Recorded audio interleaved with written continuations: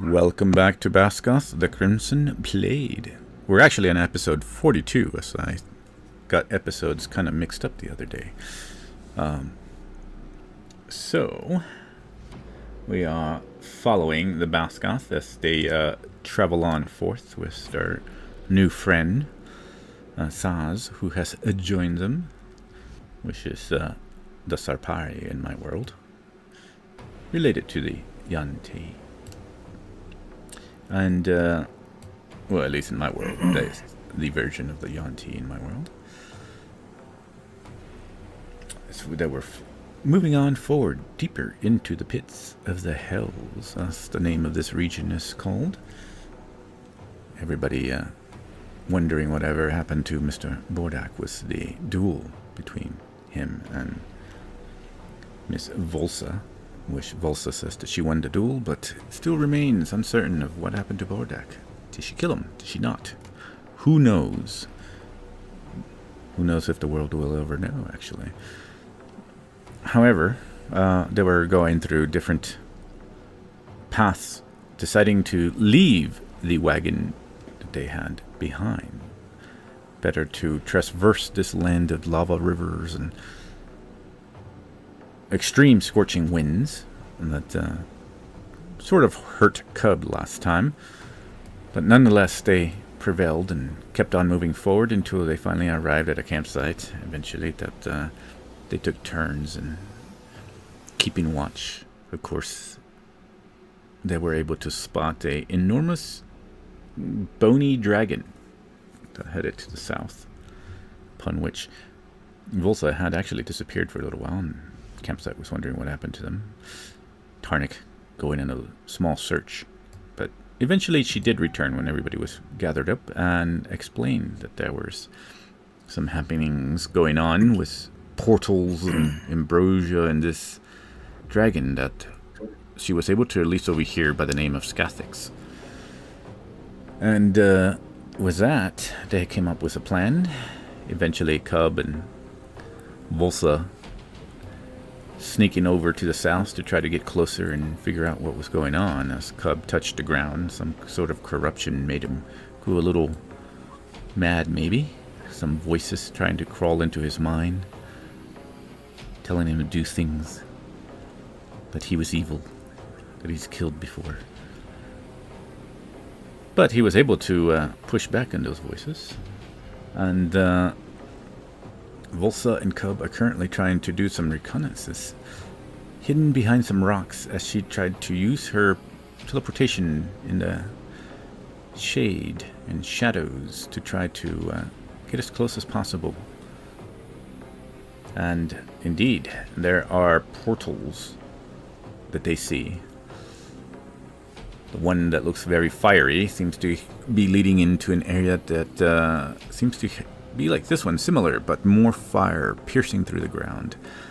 And the land is extremely reddish in color. Mountains off in the distance, you can see the wavy, sort of blurry idea of it behind the portal.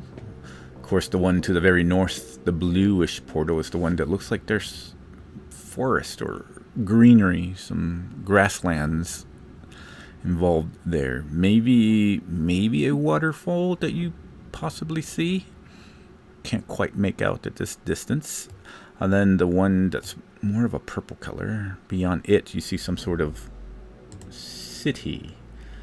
Maybe some large walls of sorts. Very, very large city, however.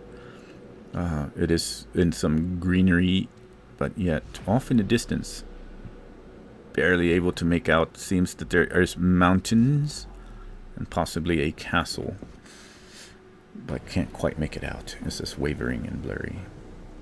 So yeah, this is what Cub and Volsa are currently seeing.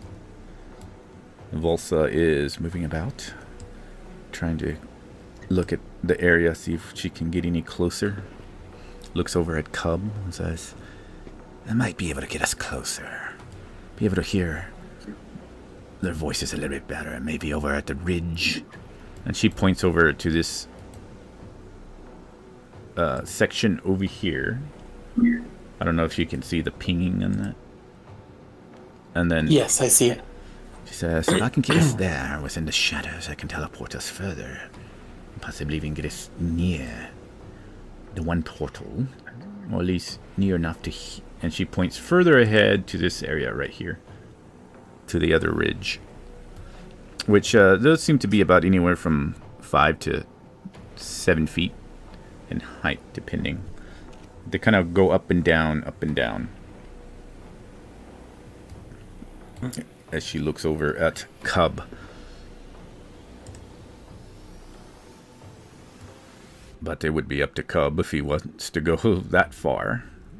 Close to the... Yes. He does? Alright. Yeah, I'm going to agree with her at this.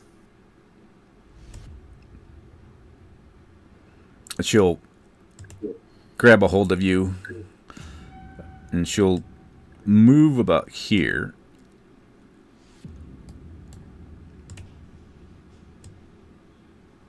She can do that one. And then she'll pop y'all all... She'll pop you... About right here. Boom. And since we're using her for the movement, I gotta roll something really quick.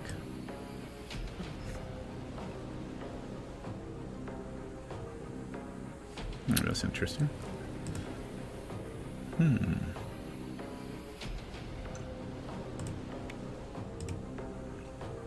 Where the heck did it go?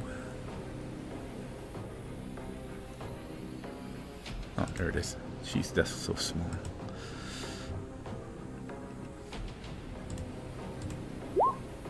Oh yeah, jeez. Damn. I was even tempted to switch one of my spells and take Pass Without a Trace. Just to increase it more. She'll drag you along over here, and she's going to try getting to that one.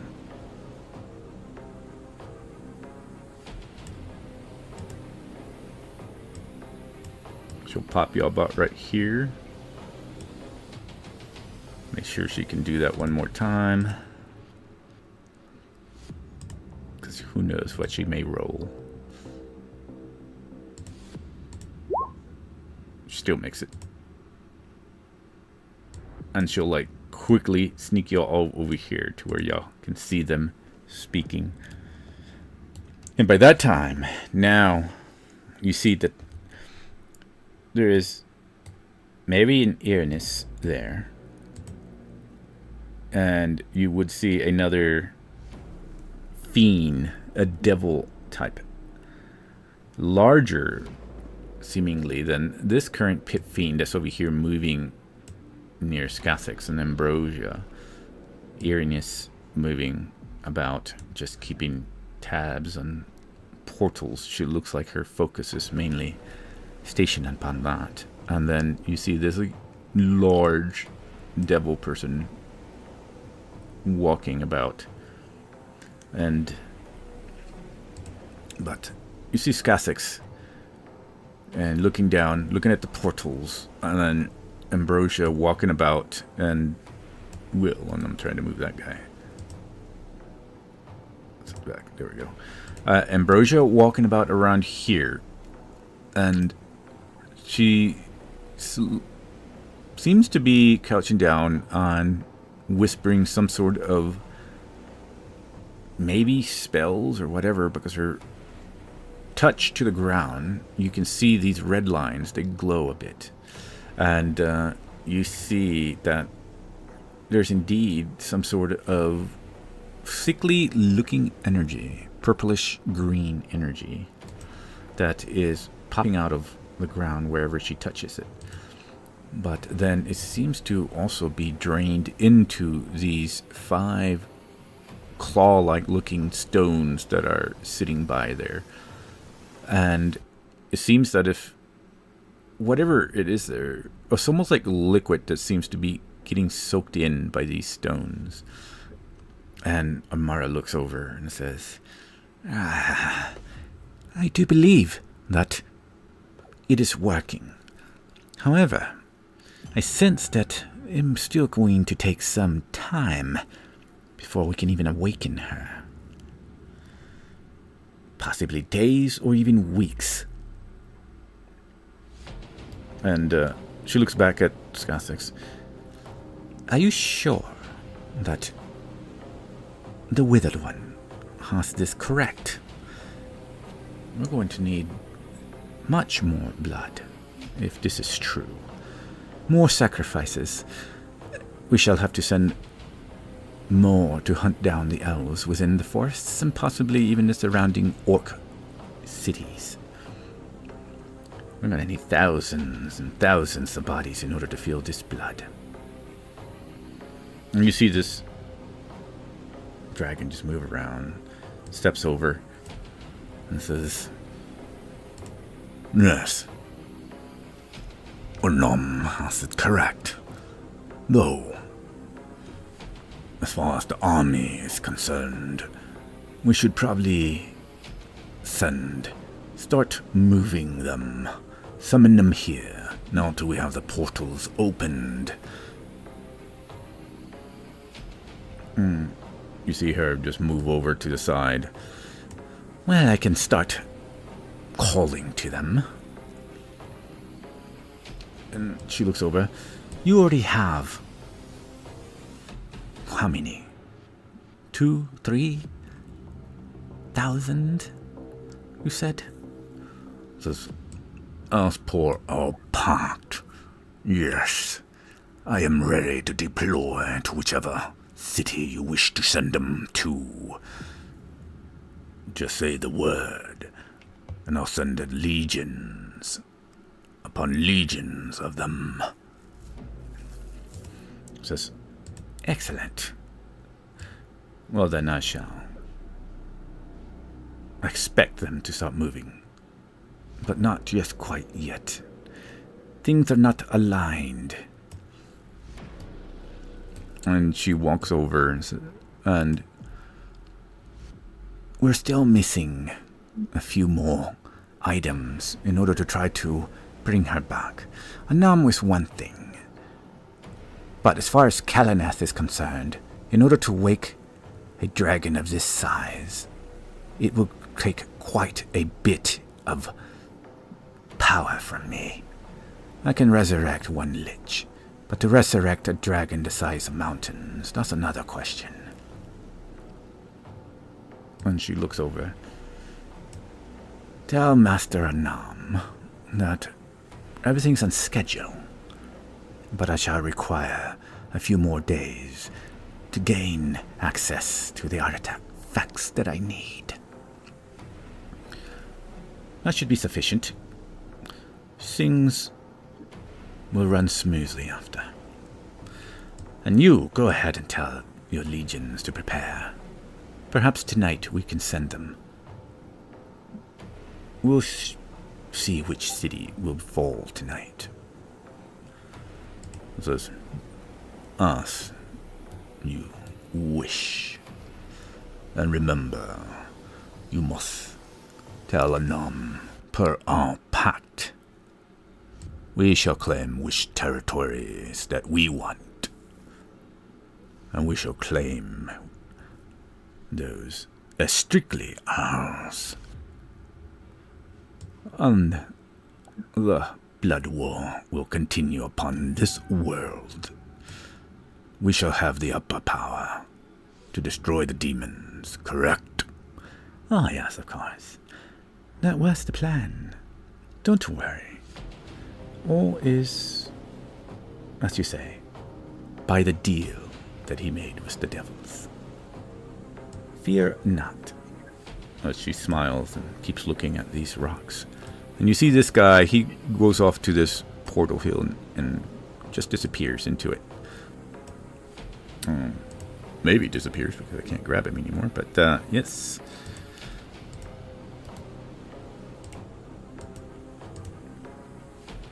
And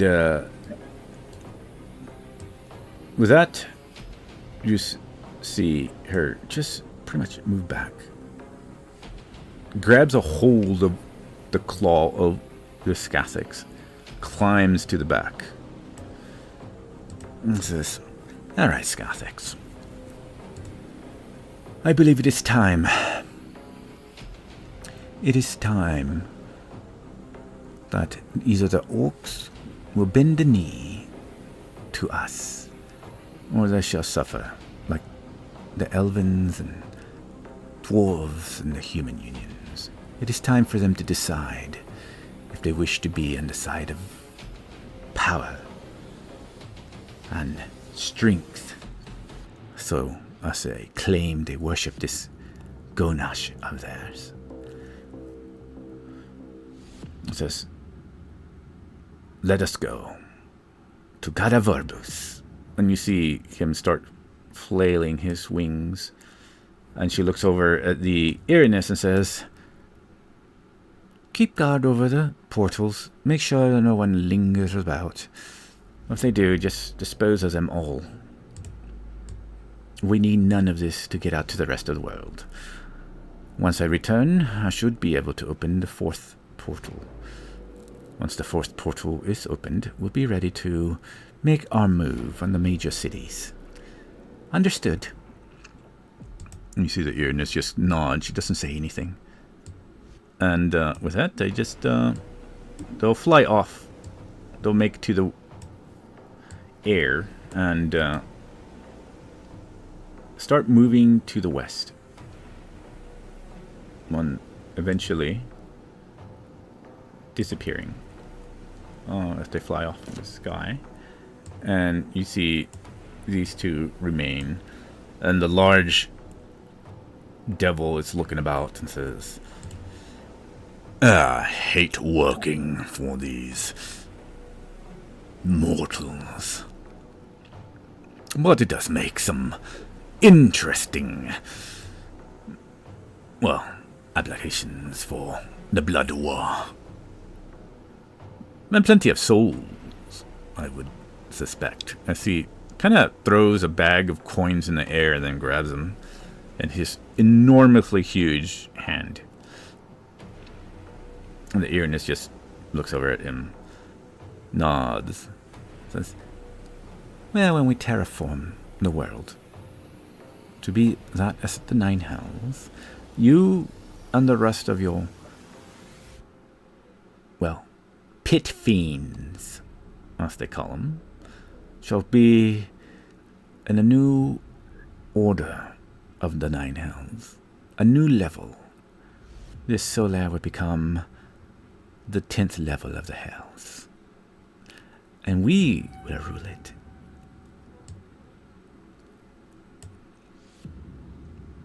And you see him stand over these rocks, nods.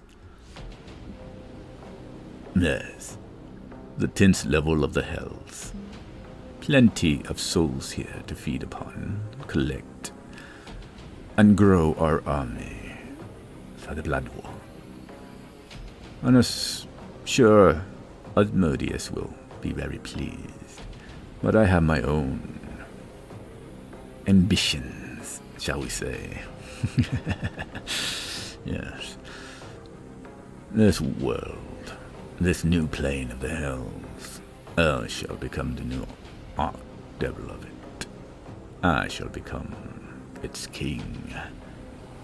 And I shall gain plenty of power here from all the souls I will feed upon, enough to match the power of Asmodeus, possibly. That is the ultimate goal here. Don't worry. Our contract will be the same. Our deal. You help me, and I'll help you. Says, yeah, well, I seem to be deceiving this Ambrosia. Fair enough. I must return before the Polarians understand what's going on. And you see her just fly off into this portal here. And then she vanishes into this portal that's to the very south, near you guys. But disappears.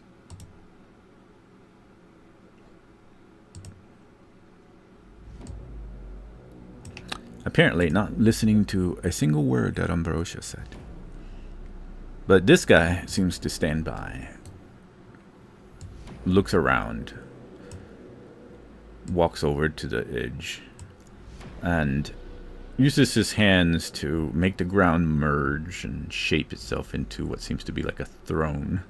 And he sits there, glaring at the portals. And then you see a large, wicked smile pretty much get painted across his face, and nods to himself. Amara looks over at Cub and says, I don't understand a fucking thing that's going on, but it seems that the devils are seemingly making deals with this peasant Anam. Deals that they seem to be willing to create a different level of hell.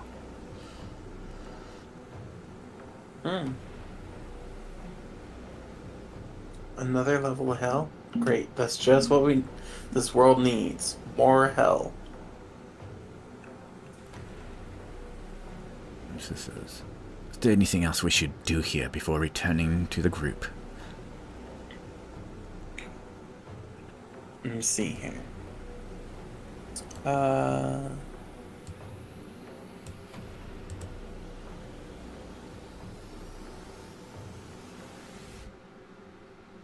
Okay, I can actually do that.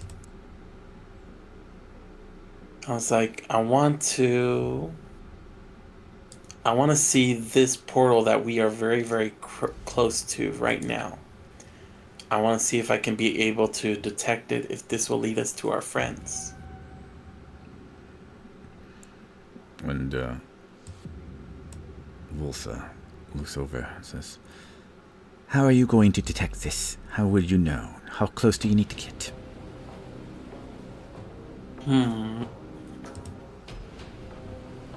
I will need to be really, really... I would say I would have to get really close to that. Let me see. Let me see. Let me display that first. You can use the hidden magic pathways. Some of the fate traffics this way. As a bonus action, you can use a teleport 60 feet to unlock space. You can see alternatively, you can use the action to teleport one willing creature. Okay, so what I want to do is you can use this feature a number of times equal to your wisdom modifier. So technically, I guess technically I can do that like 5 times.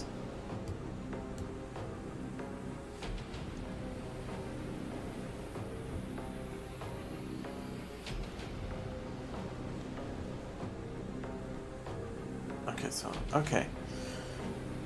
So what I kind of want to do is I want to either get close to there.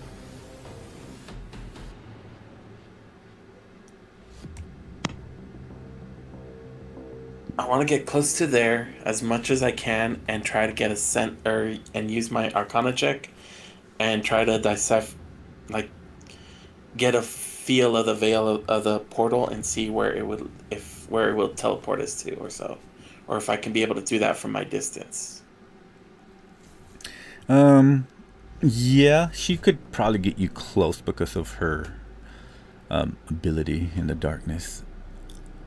Okay. And then, like I said, I want to go ahead and I'm gonna tap the earth of where we're at, just in case, so that way I can. So like, if we do get caught, if we're like really up close touching, I can just go ahead and teleport myself out of there, and she can have her teleport next to me with her own. You know? Yeah. So she, let's see. This is covering. So yeah, that should be enough to where you can gain her some sort of hidden. These are a little bit high. That one should be a little bit high. This ridge. Alright, so she's gonna keep an eye on the ridge and how the land pops up. And yeah, she's gonna Get Yeah, you I would say, about yeah, get me close, boom. and then have her go over there, provide the cover, give me a signal if we get spotted, and then we can both teleport to that spot exactly where we just started at, and then we can just make our escape from there. Yeah, y'all pretty hidden. She's keeping y'all well in the angle of that ridge right there. That's lifted, so that way his eyesight is not on you. So yeah, she gets you right Okay. to the portal. And as you get to the portal, you see on the other side this wavering-looking city that's very packed, and architecture is definitely not the same as what you would see here in Orchid towns and cities that you've been to.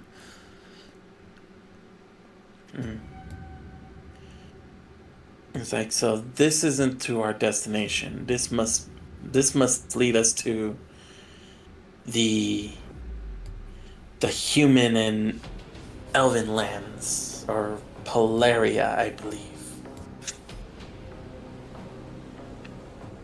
in which they are telling us that we need to travel here. And Volsa looks over. Well, at least that's what we know, what she said from Polarians. Alright. So, what do you think? Did our friends go here? No, I don't think our friends will be sent here.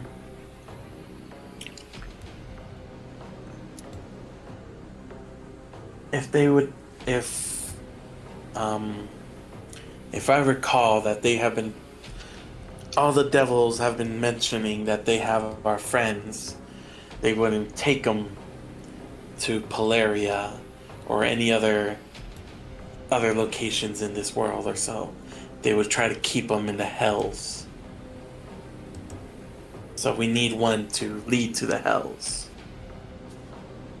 And she lifts an I eyebrow. bet best. She lifts an eyebrow and just kind of points over to the fiery one. Well, that one looks like it has potential.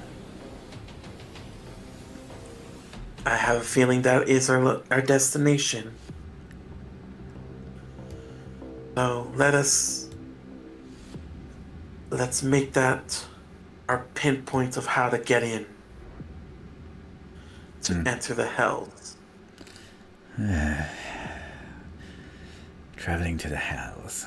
Alright. Well then, shall we regroup? Yes. Let us regroup. No, it's only 55 feet for them, that one. Boom. She'll teleport you into here and then use her teleport. Probably get you enough to here. And then, alright. She's going to go ahead and roll. Just to make sure. And I will also, as a bonus, a 4 or so, I will increase her chances more. Just to be safe. And she's going to use her second. Okay. 1, 2. I'm going to increase her chances. Wait, how many was that? 1? No, that's 1, 2. Okay, yeah. Where is it? I'm going to give her Cat's Grace. On her stealth checks. Okay. All right. Yeah, she's gonna make it fairly easy. She's very stealthy at night, so eventually. Oh yeah, but I always want to make sure. Gotta have the highest potential for it, you know. She so swiftly moves over to the edge finally, where y'all came from, and then starts heading north, running. As the cliff is pretty large, so y'all avoid detection as she finally starts heading back to the north. And as the party is waiting, eventually, for Cub, Shiv, of course, had already returned. It takes another Well, now that y'all don't have Shiv, using her teleportation, though, probably just takes about an hour. She keeps blinking in and out of shadows, moving as quickly as possible before y'all finally arrive back with the group where Shiv is. And you see the group as Volsa finally pops you up close to it and then finally releases you. And the rest of the group see Volsa and Cub return. She materializes into the shadows, or out of the shadows, actually.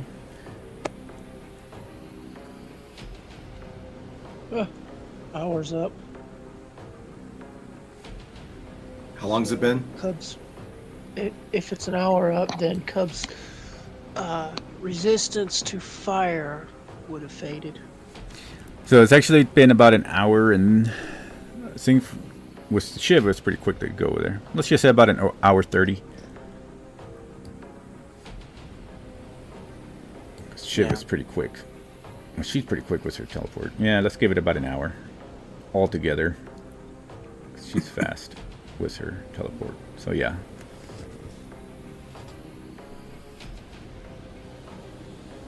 Cub, Volsa, what'd you learn? She looks over at Cub. Says, apparently, so there will soon be the 10th level of hell. Yep. And that is what they're doing over here. All these things that they're plaguing the earth is they're basically making a 10th level of hell. Some would say this is already hell. Stop it.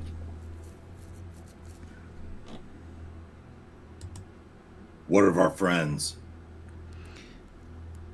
Let's see. Haven't found them. But we did find at least one. We have basically figured out 2 portals. And there is a 3rd portal. But we know one portal is going to lead us to the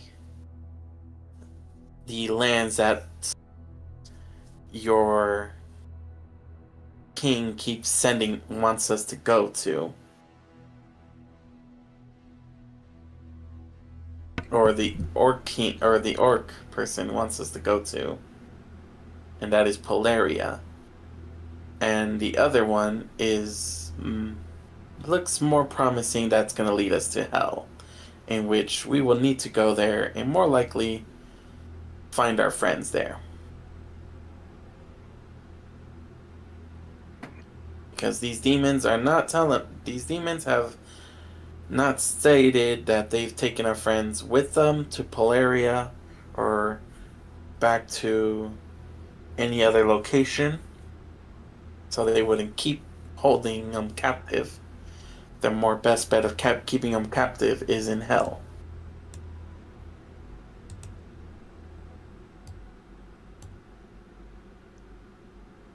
And yet, it could be anywhere in hell. Mm-hmm. Or, for What's that in the matter, other? Polaria. What's through that 3rd portal? Did you see? Volsa. No. Volsa mentioned we didn't get close enough to that one, but there's more forest. More forest and greenery. Grasslands.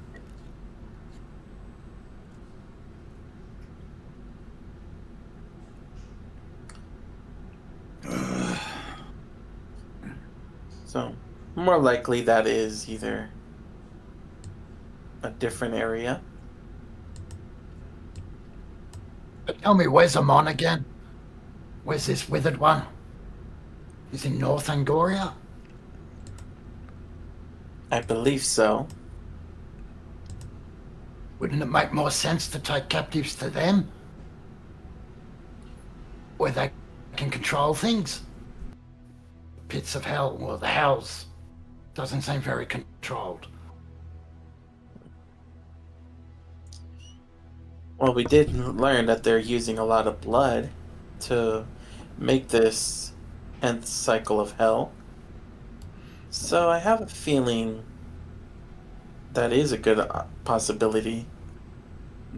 Volsa interjects and says, I think they said they were using the blood to raise Kalaneth. Ah, yeah, that's right. But they've been using only elf blood. Is that correct? it says elf blood, but apparently they're going to go to the rest of the region, possibly start going seeking more elves, and they said orc cities. They needed thousands Right. of bodies. Yeah. Thousands of So they bodies may in order to they may produce go and blood. attack. They may go and attack Calabasta. Caravabus.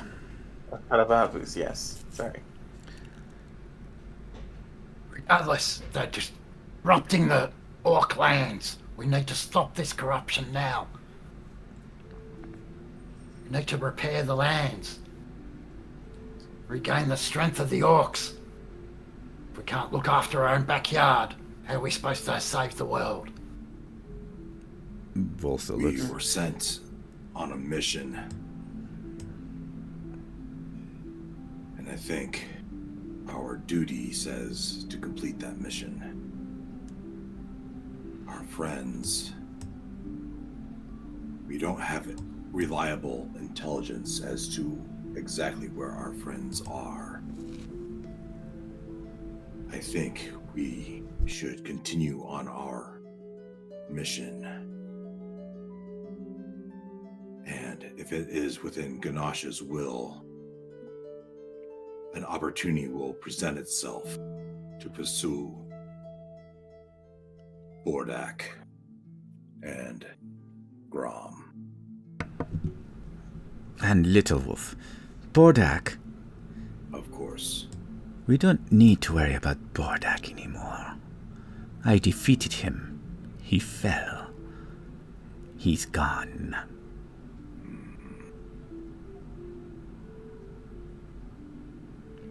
I've history with people that are gone in the past.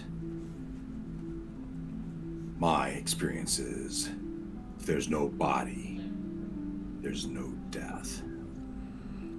Yeah, my experience is that his body was at my feet when I defeated him.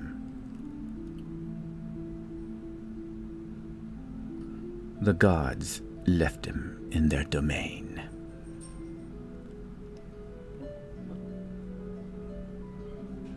And I stepped up to honored her and I- Tonic.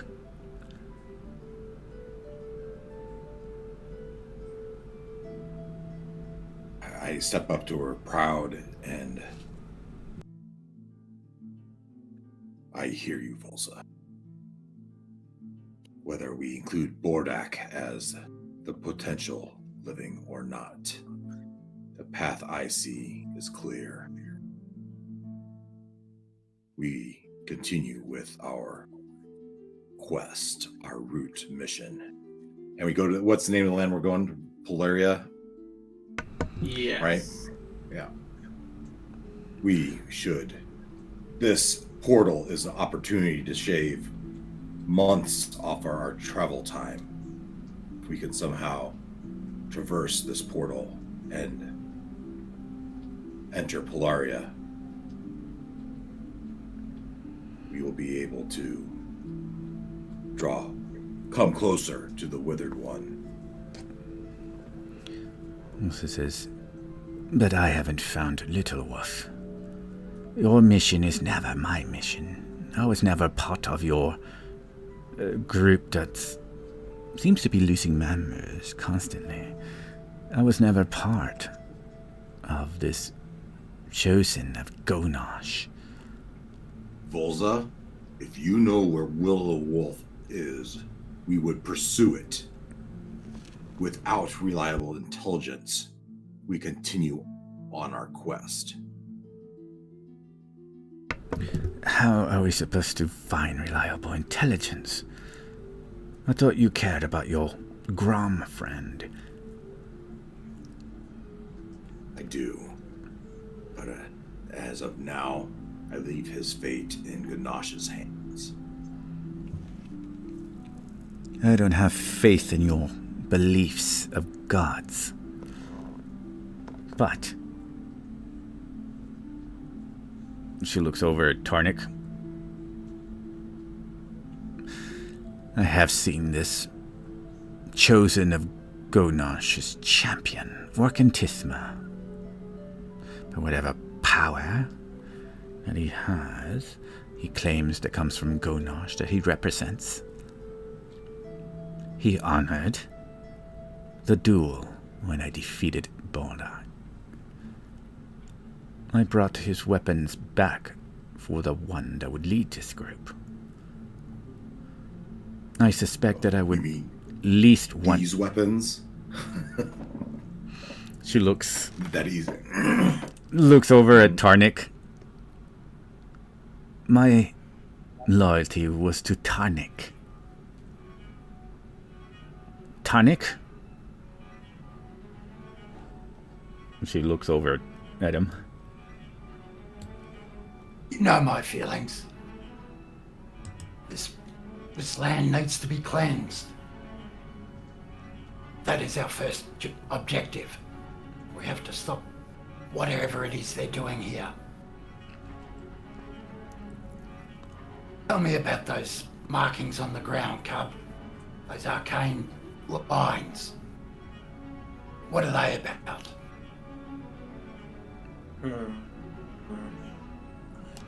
From what I can tell is with that,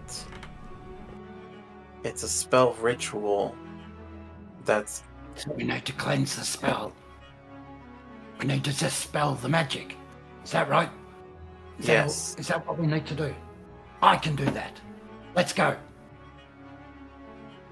Also, it's like, There is a rather large devil there, watching over the portals. Oh.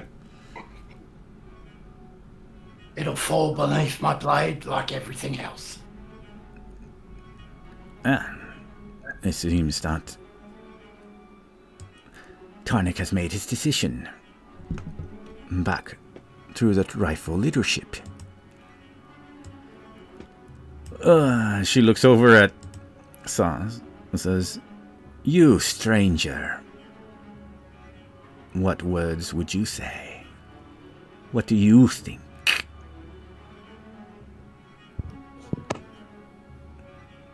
This one will go with the decision of the group, but this one would also like to hear why Tarnik believes that he can dispel the magic.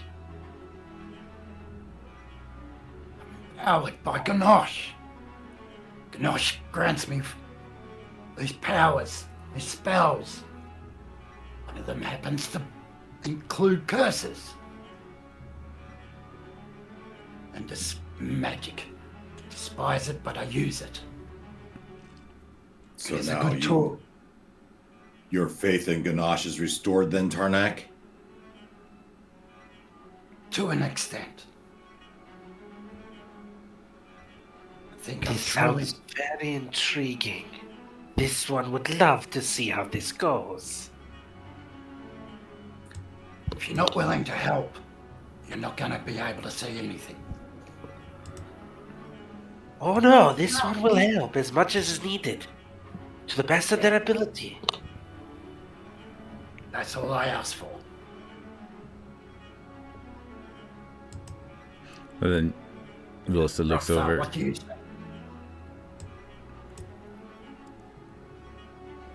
William, what were you saying? Oh no, go ahead. What do I think? I've said my piece. I agree. If we can somehow use that portal, I think we should go to Polaria. I agree, we should cleanse this land of the Withered One. I believe, my heart tells me, Polaria is where we should go. Our leadership says it is where we should go. Opportunity. The question, I suppose, is can we seize the opportunity or not?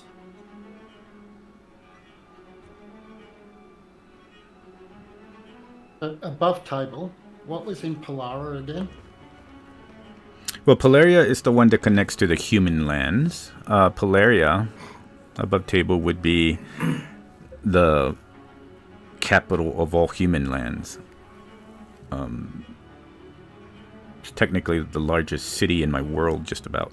But that's the one that connects all human lands. That's the headquarters and main strength, aside from Brinsistria. Brinsistria is in North Angoria. Polaria is in South Angoria. And South Angoria is the... Yeah. Oh, go ahead. Oh, I was just going to say, finish that, but remind us what our core quest is. Okay, yeah. If that's not... So, when y'all first started, the reason that, South Angoria is the main land that is pretty much the richest and out of, I think, all continents that I have, and is the mixing pot of all different races there. It is the only land that's also united compared to the Askira Empire in the north, fighting with the Free Kingdoms. And y'all were going to either be sent South Angoria or North Angoria, because it seems that Anam has been trying to take down the human unions. But he works in both, but centralized more in South Angoria. And when y'all were first called, well, the entirety of the southern and possibly even the northern parts of Crearodosus was sent messages, but south more than anything else, to have each city come up with the best fighters and fight into the arenas and tests. And then after that, everybody was supposed to go to the capital of the south and finally meet up against the other remaining champions of the arenas to see the final battle, to see who was the true chosen to go to these lands. But you have not heard of the news of anything else happening in the other cities, if they were able to put this together or not. What you do know is that you've somehow gained the eye of gods, at least, and your whole reason traveling to the east was to make it to the capital of the southern empire currently, which would be meet up with the king called the Unifier. And from there, y'all were going to sail to either South or North Angoria.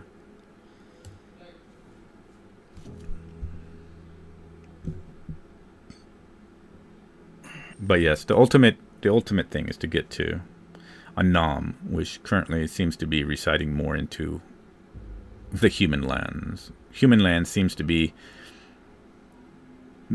what he wants to take down, and from there go after the rest of the continents.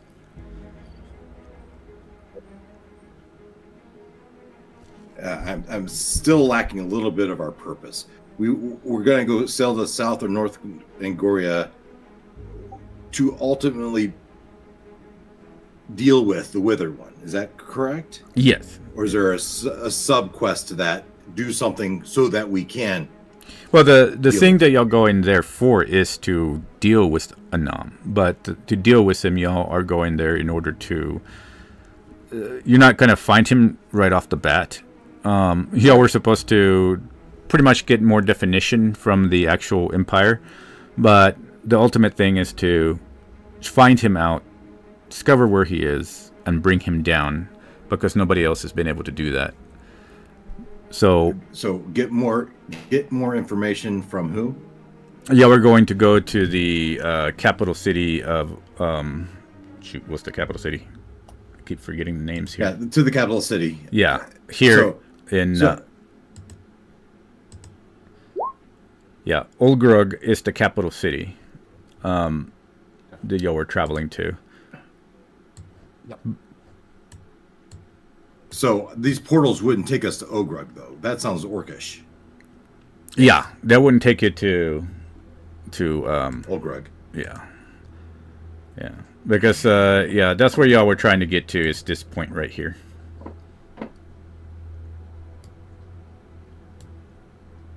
So Ogrug is from what you were going to sail from in order to get to the rest of the lands, be it either north or south in Goria. But whenever you get there, because Anam seems to be operating in that area more than not, the thinking was, at least from general thinking right now, is to arrive there, see where he's doing the more damage, and try to either get him to go to you guys, or you will find him out through whatever information you could probably garner from the humans. And aside from giving too much information, that's the main thing, is to take him down, get there, and maybe work in conjunction with the elves and humans that are there to get all the details.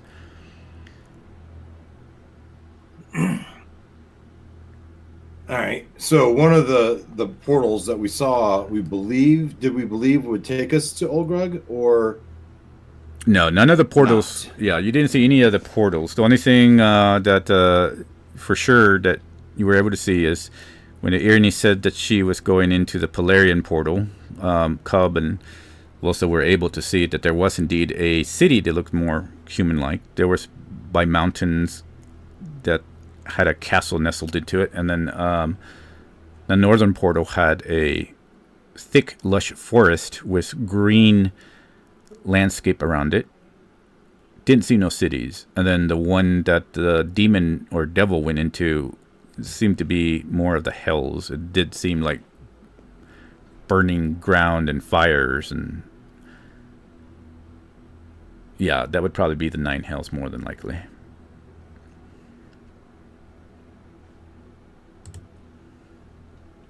It's like Time Extreme.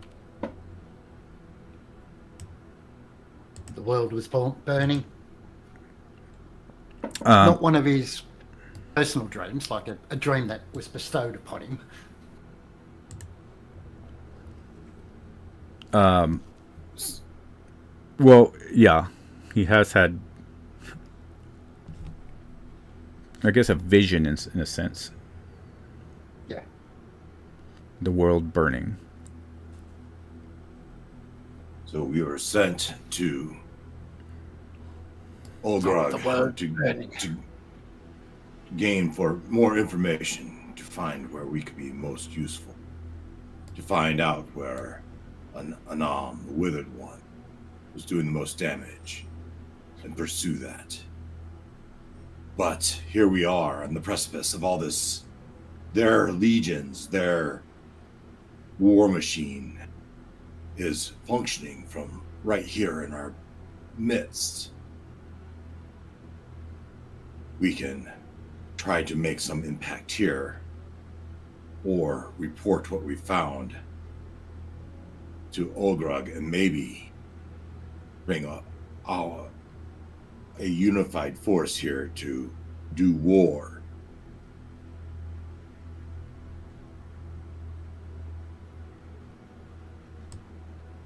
Bolsa. She looks over.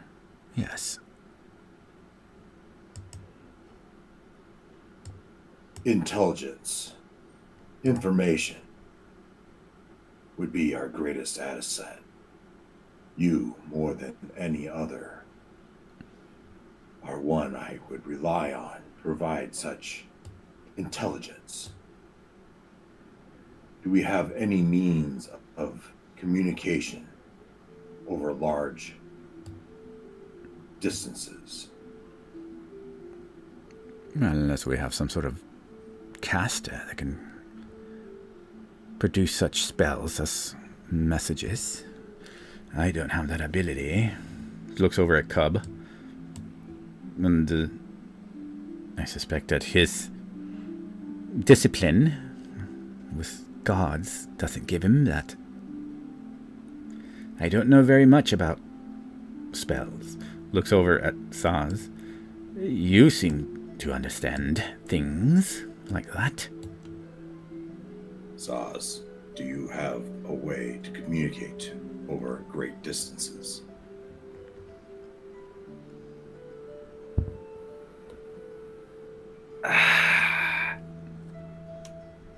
This one has the ability to impart my will upon serpents, and I can suggest things upon others. But no, I do not have the ability to cast my voice across massive distances. Yes.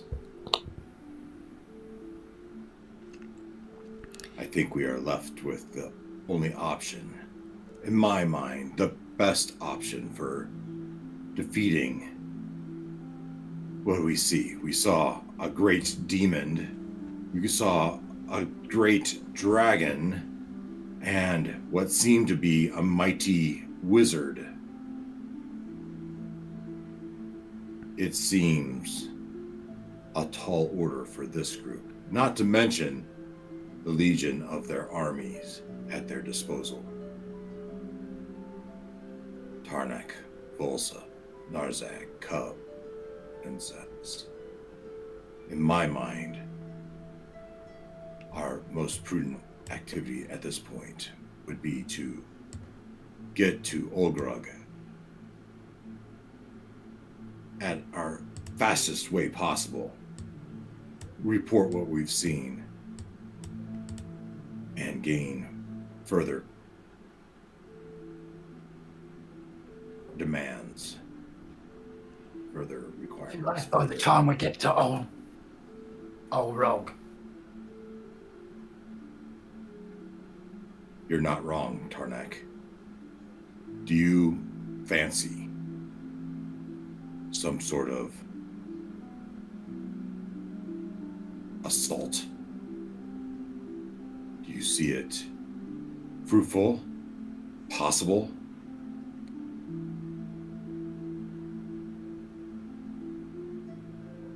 don't know. I don't have foresight. Do we have a way, Tarnak? Zaz, team. It is our responsibility as orcs to clear this land. This is orc land. I don't disagree, Tarnak. But We need to remove this corruption at least. first, my first question. Tarnak, with Shiv, how long would it really take to get to Olgrug if you traveled on your own? Or any of you, Yeah, who no could get idea. there who could get there the fastest? It would be days at least. Oh, sure. I have no idea exactly. It's, How many miles we've got to travel? That's the thing.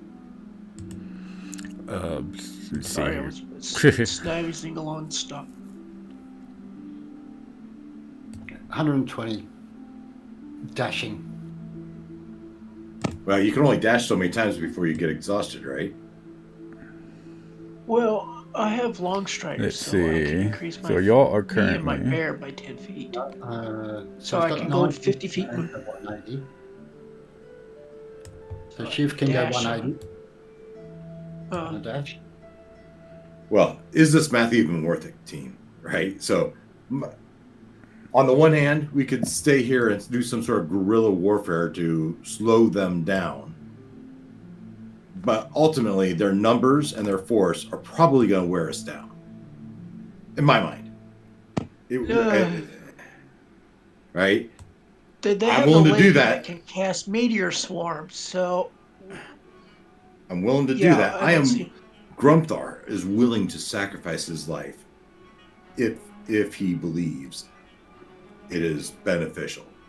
Right now, Grumthar doesn't feel it's beneficial. It would mean nothing. Yeah. His attack, doing something, anything we did would be just a hindrance. To truly affect this, we would need to bring the might of the orcs, and probably we would require the might of the orcs, the humans, and the elves in a coordinated assault to really make a difference here.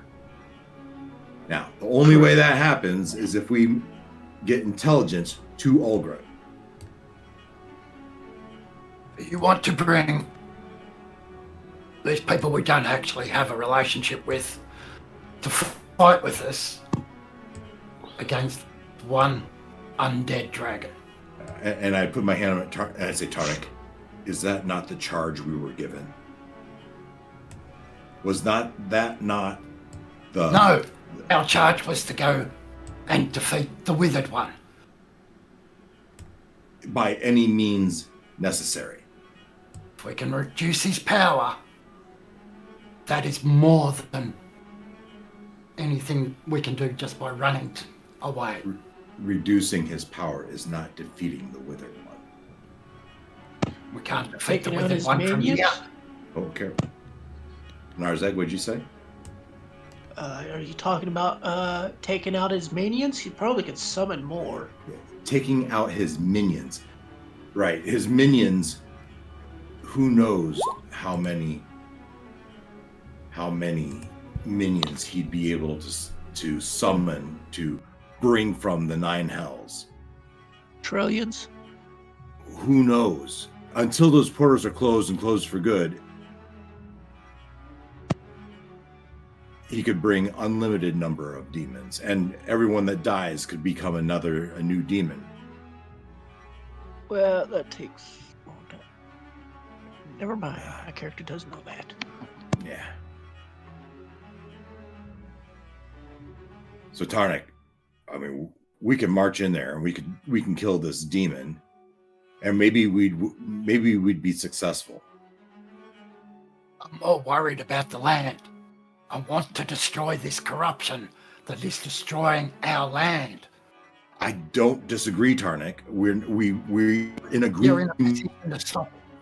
We're in a position right now to stop it. And you want to run away.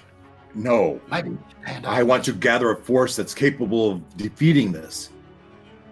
That's not running away. That is being tactical. You would charge Bordak for leading us to our deaths. No, Bordak. Enraged. Something that he shouldn't have.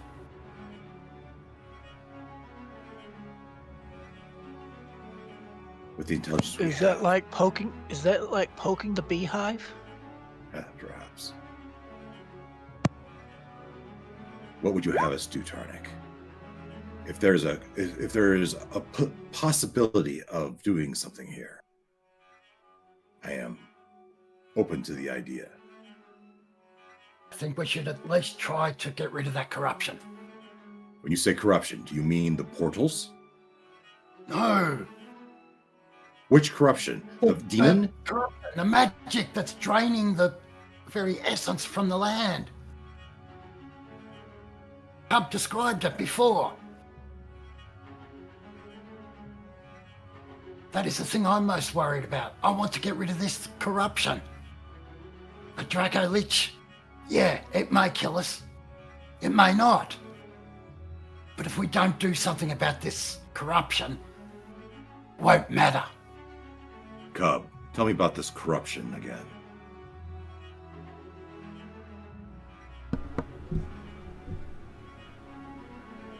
No, Yes, did he I'm leave? struggling to remember it myself. He's still not there. He left. What did he say? I'm forgetting, guys. He went over. So- AFK.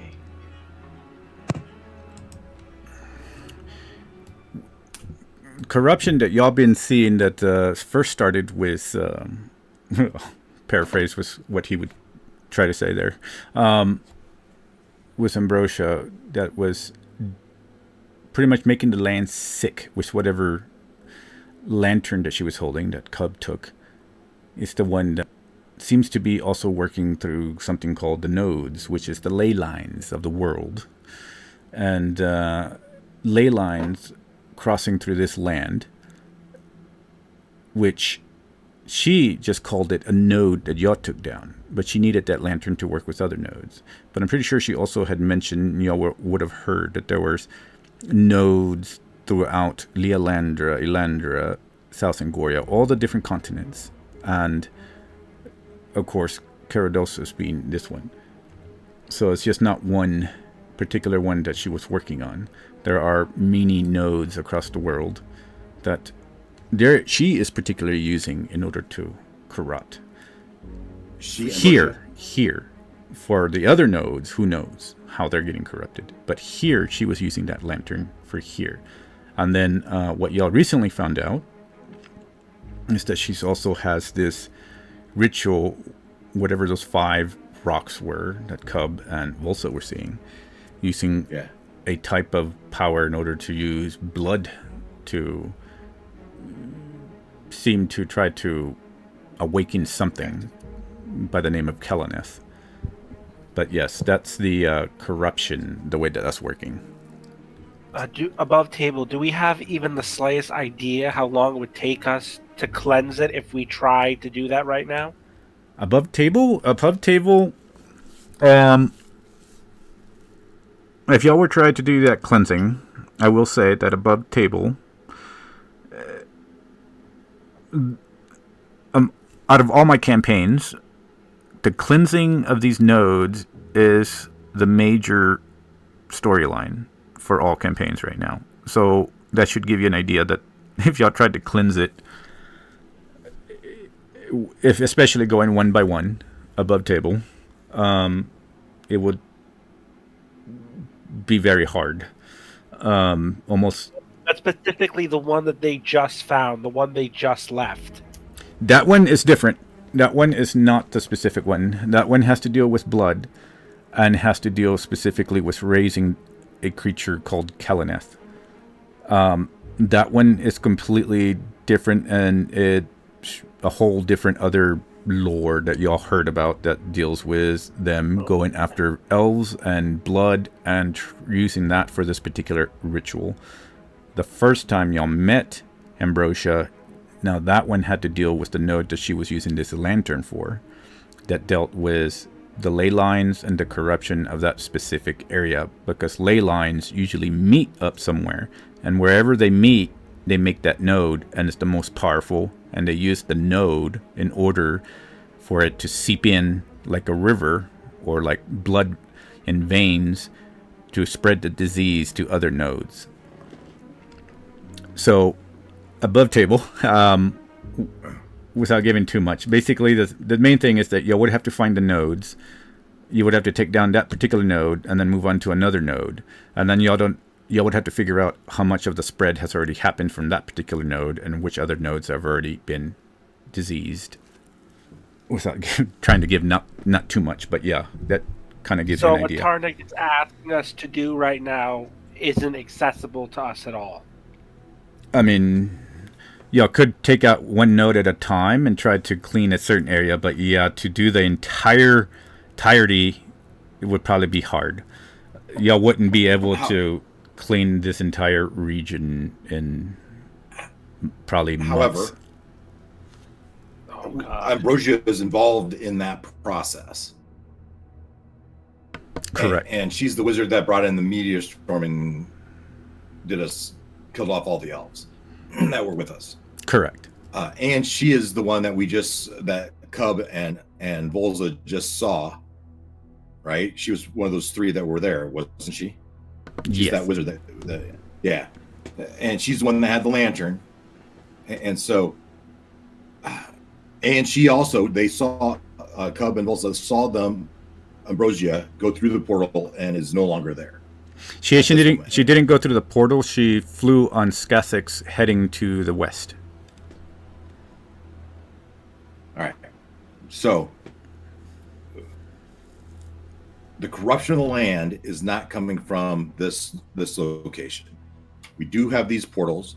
We do have these 5 stones, which they're sacrificing, feeding it with blood to bring to activate something to raise Kelameth, perhaps. And so, Tarnik, we could stop that, right? We could try to stop that. What I'm saying, we need to stop that. All right, but that is not the cleansing of the land. It's a start. That is, well, it is hurting the bad guys. I agree, right? Now, is that even something we can do? Can we somehow disrupt these five? The stones described to us by Cub and Volza, as we saw them do, they're huge, right? At least on the map, they were huge, and they're somehow being blood sacrificed to them. I would say, Cub, Volza, is there a way that we could disrupt that? Volsa will look and given the details, she says, yes, they were huge. Perhaps if we... I don't know. Perhaps if we destroyed whatever carvings were around them. I don't know. As I mentioned about magic as much. I've never studied it. I'm not as advanced in it as a wizard would be, or some other caster. I would have to default to our new friend here. Or Cub. Zaz. Cub, you were there. Is Cub still going? He seems to be in a different group. I'm looking at Discord. He says, out on a venture? Is it Maybe- me or is he? Maybe he... Oh, he that's is? in- He's in a different group. How do you do that? That would be him saying, "I'm not here." Oh, I see. Oh. Okay. I see what it is. Okay. Yeah. So he's not... Okay, I get it. Okay, so he's not back then. All right. So then, Zaz, do you know of any way to disrupt the magic? They describe the runes, right? And we have them on screen here, right? Saz, you can roll me an Arcana to see if maybe you might have an idea how this might work. Well, we'll give it a shot.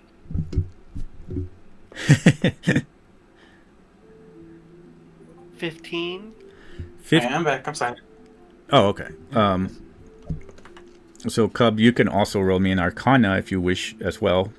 Saz Okay. has rolled a 15, trying to figure out if there's So even a chance to disrupt this particular ritual or thing that Ambrosia was talking about with the blood and raising Keleneth. All right. Along with that,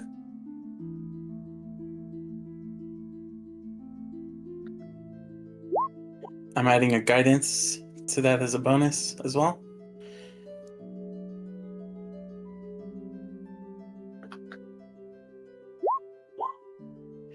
That's going to be 18 altogether.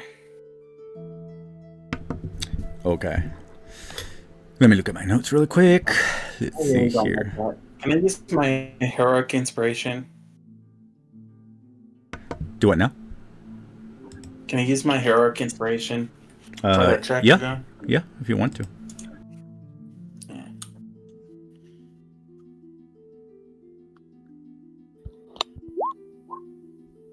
There we go. That's a lot better. So, I guess that's going to be 16 plus 10. So that's 26 plus my 3 of my guidance. That's going to be 29 Arcana. All right, 29 Arcana. So, with what you saw and what Saz is hearing, and the scale of this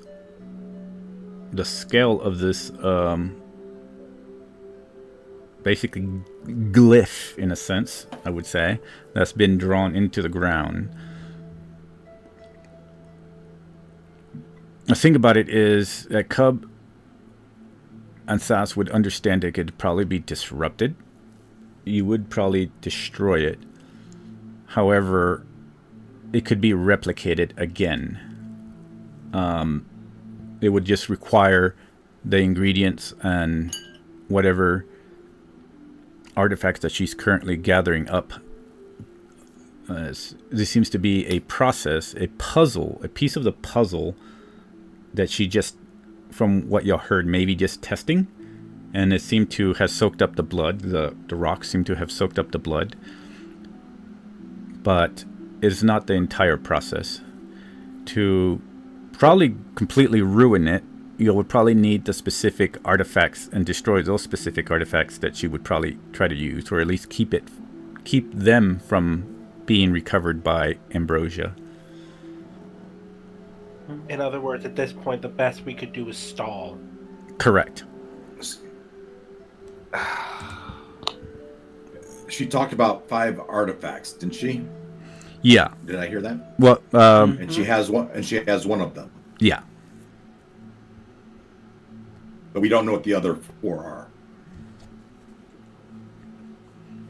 Yeah, she didn't mention anything, any other details.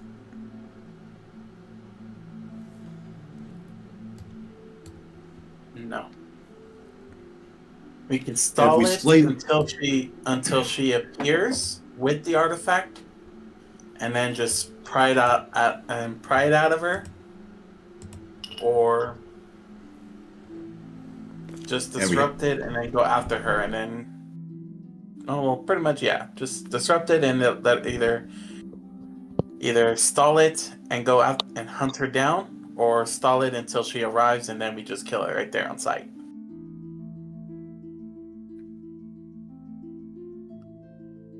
And if we kill this demon, they will just get another demon.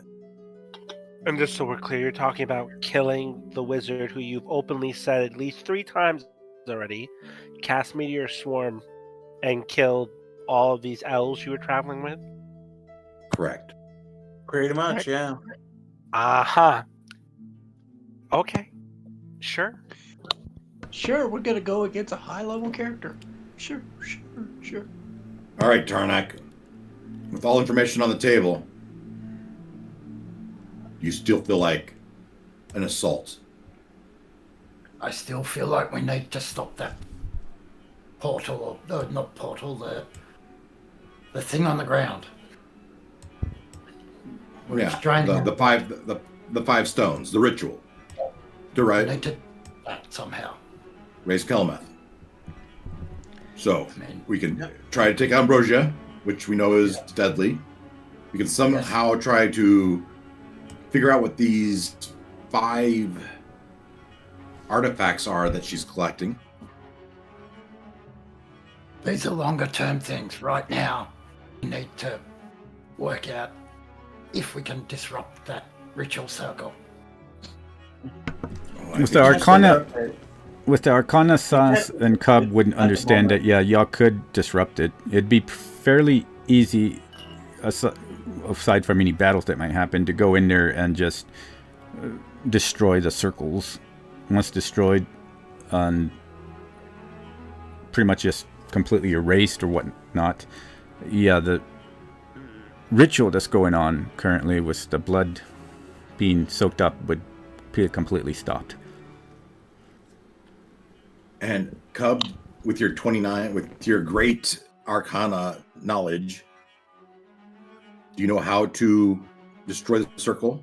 And do you know how long it would take them to recreate it if they did? What do you say, DM? Would I be able to figure Yeah, that Cub out would with probably that? understand. If Sauce would see it too. I mean, it's actually rather easy to destroy it. Any kind of dispel or even hitting it with, or completely destroying it with magical weapons would do it. Just to, in a sense, kind of disrupting a circle of protection in a way, but that's the easiest way to explain it. You just go in there. Cub understands to be able to use magical weapons or dispel magics, and then as simple as almost putting your foot in there and just scraping away the markings. But the problem with that is that, What about creating an earthquake? well, it'd be extreme, but yeah, you could do it with that. if it's strong enough to just crack and break the circle there, yeah, it would do that too. It's just, I have. but mind you, the thing to that other question would be, yeah, it'd probably take another, whenever she would return, It'll probably take her a day or so to recreate anything that dealt with that particular one. It's the okay. So the artifacts are the ones that y'all are probably wanting to focus on to stop it completely. All right. So disrupting this ceremony, this ritual, even if we did, it delays them a day, 2 days. Let's call it 2 days. But if we can somehow find these artifacts, which we don't have, we've seen one. It's on Ambrosia. The other 4 we don't know about. Now, maybe that's a question. Team, do we know what these artifacts might be? Is there a history check, arcane check, somehow? Or how might we learn what one of these artifacts are? So maybe we could go find one and destroy it.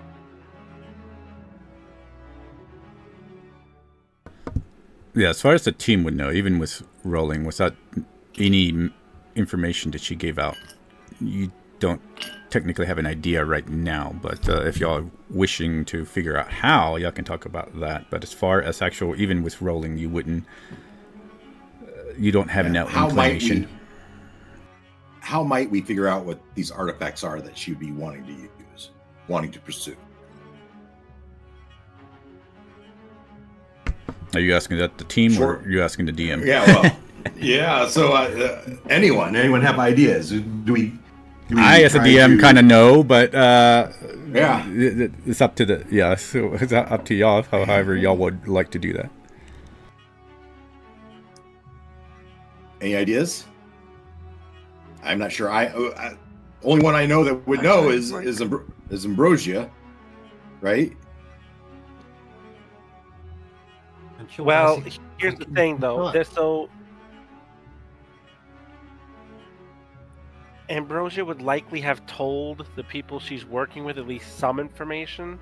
So if we thought for even a moment we could get someone to talk, we could go that route. Even if it's something as simple as someone disguising themselves as Ambrosia to talk to them.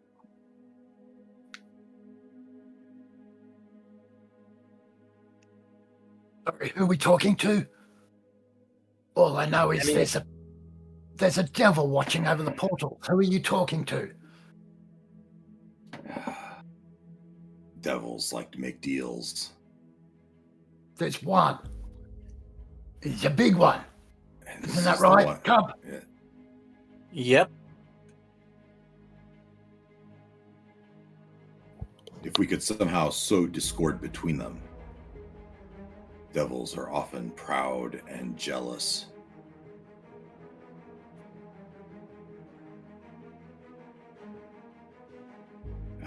Cub, didn't you say there was something about they hate dealing with humans?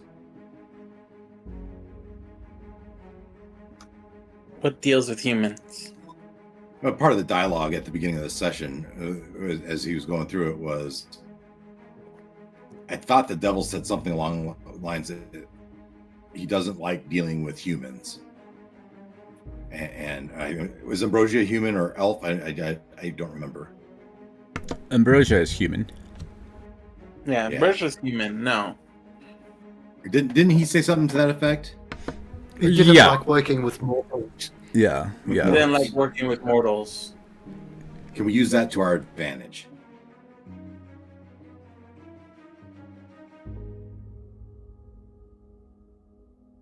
Can we somehow get them to distrust each other?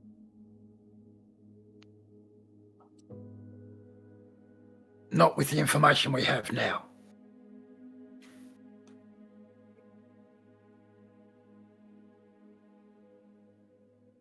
So perhaps we need more information.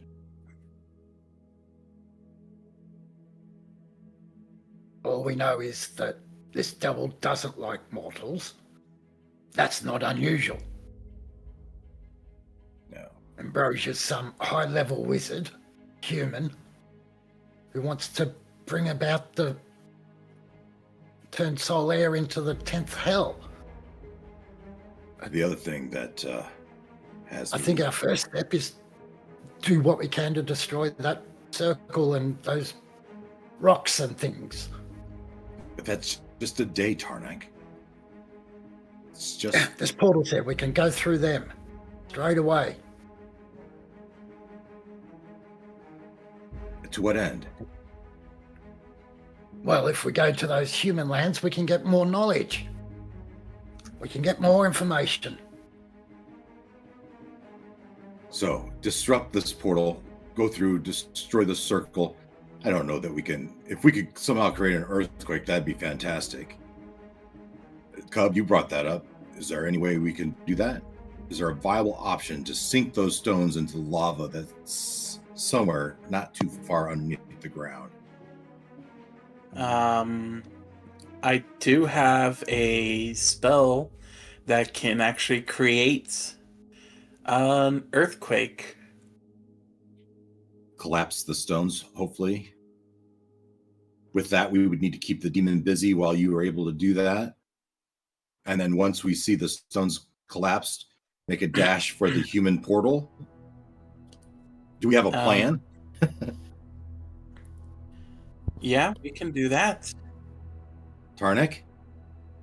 That's my plan. So, No, Isaac, it's what an do you all say? for nothing. So it's an all for nothing tactic. I don't know why you say that, Narzag. All for nothing. We would destroy the circle to the best the earthquake can do it. Once we don't have to kill this demon. We just need to keep it busy long enough to destroy the circle, and then we're gonna try to go through the portal Now, to I'm make an escape. confused. Is it a demon or devil? Devil. Because those Devil. are two different type of creatures. Yeah, okay. It's a devil, right? Because that is what I mean. I can do Yeah. that. I just point a specific area and the stone erupts in a 20-foot cube center point. Each creature in the area does damage. Additionally, the ground in that area becomes difficult terrain, each 5 feet square foot. So it's like basically I'm turning that whole field into an actual earthquake. A miniature earthquake. Grumthar would come up to Cub and say, "Oh, Cub, are you sure this will do it?" And then I'd have you do an Arcana check, make sure you could do it to destroy everything that needed to destroy. Here's the thing: most devils fly. So does it still stop them? Okay. Oh no, Good. it's not meant for the devil. Oh, that's right. That's not for the devil. That's for the That spell's not meant for the devil. It's meant for the magic circle. Oh, okay. That makes more sense. The concept is Cub is going to go do that, and we're going to try to keep the devil busy until that happens, and then we're going to try to go through the human portal. Once we believe the 5 stones have collapsed and the circle has been disrupted. Are we going to do a sneak attack? To do as much damage as we can to that devil. That's a great idea, Narzak. We should absolutely do that. Once Cub sees us begin our attack on the devil, then he will cast his find from his hiding spot. He will start his erupting earth to disrupt the circle. I guess my question though, Cub, is how long will it take? Is it one casting? Is it multiple castings? What do you feel? One casting or one casting for this. So you feel confident one casting of erupting earth would be enough to disrupt this circle? They could be able to fix that itself directly. I would say maybe. Hold on, let me check my spell slots real quick because that is a 3rd level spell.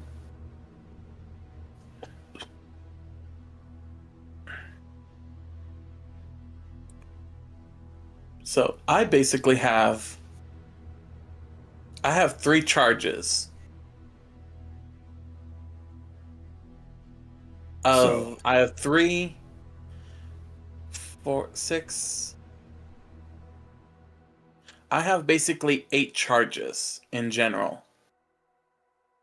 All right, here's the other thing. Okay. I like this. So- I like this. Is I How many can cast charges? it. I have so basically it's a level 3 or spell out of game wise. It's a level 3 spell. So I have 3 spell slots of 3rd level, 3 spell slots of 4th level, and 2 spell slots of 5th level. So that's 8 spells. That's 8 times that I can go ahead and cast it. if I remember the map correctly, it was pretty much a 10 by 10 area. Yes, and it's a 20-foot cube range, So or to- a 20-foot cube from the center point at that location. So is it a 20 foot by 20 foot, or is it more than that? Yeah. It's a 20 foot. 20-foot cube. Yeah. So you need to do it 5 by 5. I can do. So I mean, Looks like how many a 4 times by do we? 4. Right. What was that, Tony? So, like I said, I can do that. I mean, It's doing a it once direct- just disrupts it, right? But the Yeah, more doing we do it it, once or doing it once to at one certain point of the corner will just disrupt it itself, because it is just all we can do is just create a stallment. but the more we do, the longer it would take for them to fix it. Exactly. And at some point, they would say this isn't worth it and just try to do it somewhere else. Yeah, because all it is it's just basically all I'm doing is creating an actual earthquake. Now, And based on your I kinda based on the description you gave, the ground there is pretty thin. There were lava pits around. Were there not?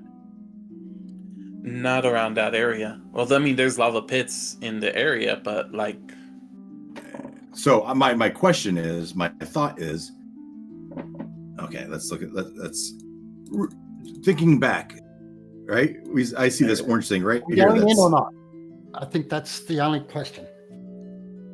no, there's no lava pits around, or there was no lava pits in the. Well, at we're the on circle. screen. We're on screen. What's this Mm-hmm. goldish orange thing that looks like lava just to the southeast? Yeah, that's just lava, but it's not. Oh yeah, that is a lava pit, but like not on the circle. So wouldn't that imply that there'd be lava underneath this entire area? Somewhere, yes. So I'd be curious to know if Would it we trigger a volcanic eruption? But the thing is Maybe. that if from where me and Volsa went, we were over here, and these are trenches. So this line here is trenches. So there wasn't any lava underneath that trenches. and then I look over to the west and I see a whole thin, crusty area with lava just beneath the surface. So you're right, we don't know, but I'd say there's at least a chance that if you were to do some sort of erupting earth, there could be a volcanic type of activity. Things could sink into the lava at some point. Yep. All right. So I'm what's thinking- the final verdict here? I think my plan is Cub tries to. Is that 10-foot square? That looks So- awful small. Awful big compared to the map.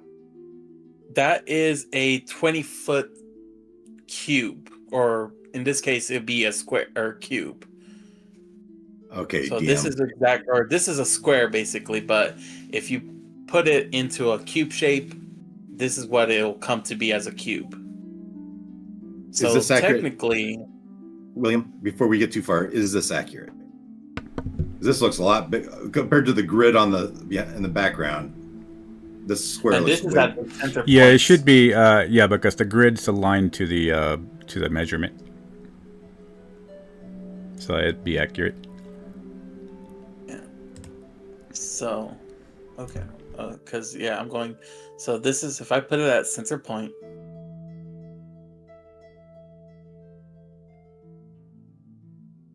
So if Yeah, you because cast it's that, coming in maybe- from the center, right? That's what you're. Yeah. Yeah, it's going from the center point. 20 Yeah, foot cube centered on that point. 20-foot cube. I can change it. Hold on, let me change it from snap to center, snap to corner. There we go. Maybe from corner. Yeah, I'm trying to see because I don't know if it works the same thing as a circle radius. I would have expected 20 feet across the top, 20 feet down the side. That looked like 20-foot radius, or if you would. Yeah, I'm trying to 40 see if feet it's by like a 40 feet. radius or not. Because if it's just the square, then well, yeah. What's it doing that for? It should be 10, right? Instead of doing 20, just show us it's a 10. Yeah. There we go. Well, that's 25.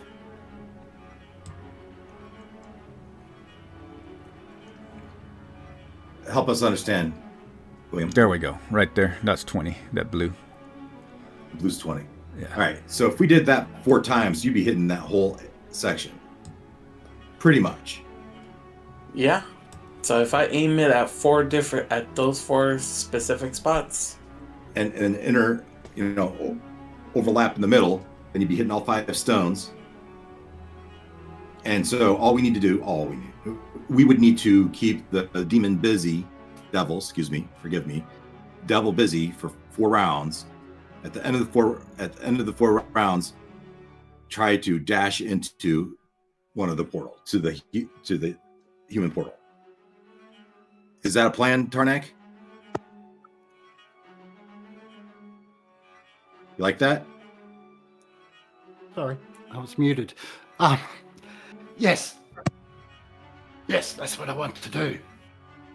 I want to get rid of this. Yeah, because that just makes Ritual it huge. circle Yeah, thing, I that's- see it. All right. Looking at the portals, we have 3 portals. Which of these 3 is the human portal? It's the purple one.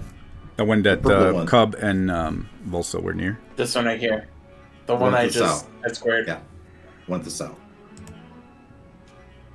And you said that, and the demon went off to the east from where the stones were. Yeah, that's that guy that's there. That's where he's.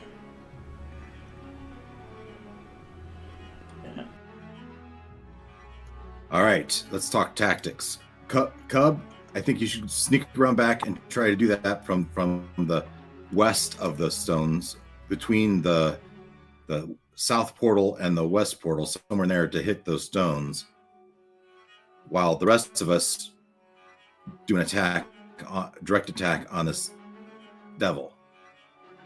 Now, I don't know much about devils. We've heard they can fly. Zaz, any of you, do you have a way to keep it on the ground so that we can actually hit this thing? Okay. I cannot answer because I'm not playing a wizard. Zaz? This is quite the feat that you ask. There are some ways that might hold it, but not for long.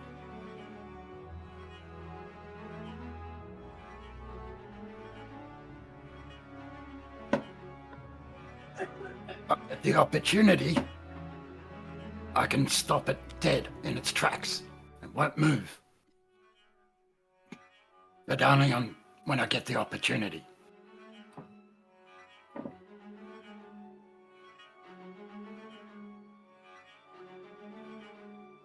So as we attack, the idea is we need to figure out, do whatever we can to keep it on us, attacking us. That's easy enough. I annoy people enough. Yes, but Everyone you annoy them wants enough. Really annoy me. Everyone wants to hit me. It is your perfect faults, Tarnik.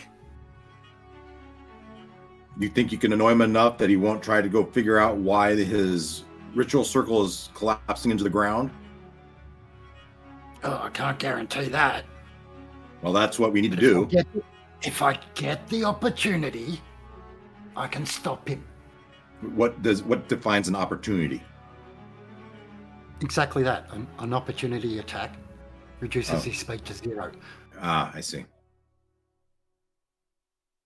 And so how can we cause this opportunity? That I might be able to help with. If it is just Tarnik, I can get him close enough to the fiend to be able to pull this off. Pull this off. Pull off what? His opportunity.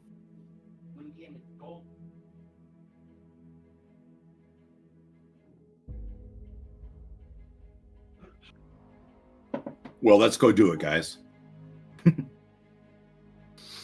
Yep, let's just roll the dice and see what happens. Uka, you have more ideas? Oh, you're telling us how you do it. Literally, as long as I can touch him, I can dimension door him 500 feet right next to the fiend. And when the fiend sees what's happening, that will provoke an opportunity attack, allowing Tarnak to keep him there. But again, that only will hold it for so long. We need 4 rounds. We need to keep it engaged for 4 rounds. That's simple. We can do that. I can. Unless we can kill it. This is something that Saz actually wants to try doing. So I will just say it as Saz. This one has always wanted to see if it could polymorph a devil. Oh, yeah. But I give no guarantee. Yeah, as long as not an undead or construct, yeah. So is this thing? Do you reckon it's wise, or do you reckon it's smart? Well, it depends what you turn it into, so probably very smart. Well, the devil itself needs to make the saving throw, right? So, yeah. I think we just go find out, guys. And if it Yep. passes, we just beat on it until it doesn't anymore. Leave right. the fate to the dice gods. Cub, I can't do this with Volsa, Yes. but Cub, roll me a religion, or yeah, I think the best would probably be religion or insight. As I copy y'all over here. My insight will probably be the strongest in my religion, so. Okay, go Is ahead. that And okay? roll. Yeah, you can. Yeah, whichever. Yeah. I'm gonna delete All right. this from here and put y'all here. There we go.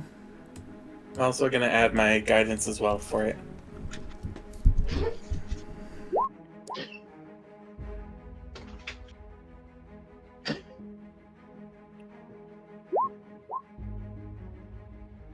Okay, so 26 along with my guidance of 4, so that's 30.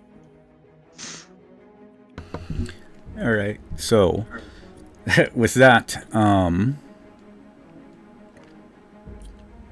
best I would say is with Cub knowing things that he knows. As y'all are walking, also background for Narzag.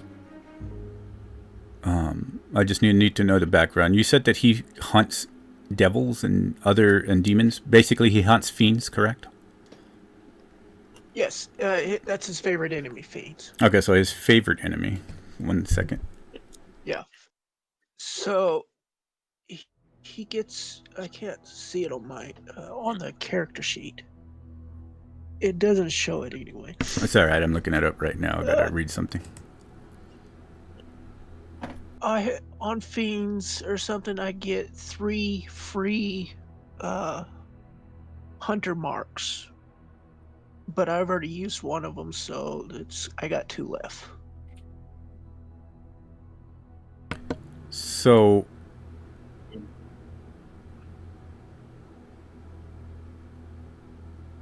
Oh, it says I roll got me 4, but I've already. roll me so intelligence checks to garner information. Interesting. So if you have investigation, you can roll with advantage. Let me see. To deduce. It has to be intelligence. I can't remember what else falls under intelligence. Does this? Let me look it up really quick.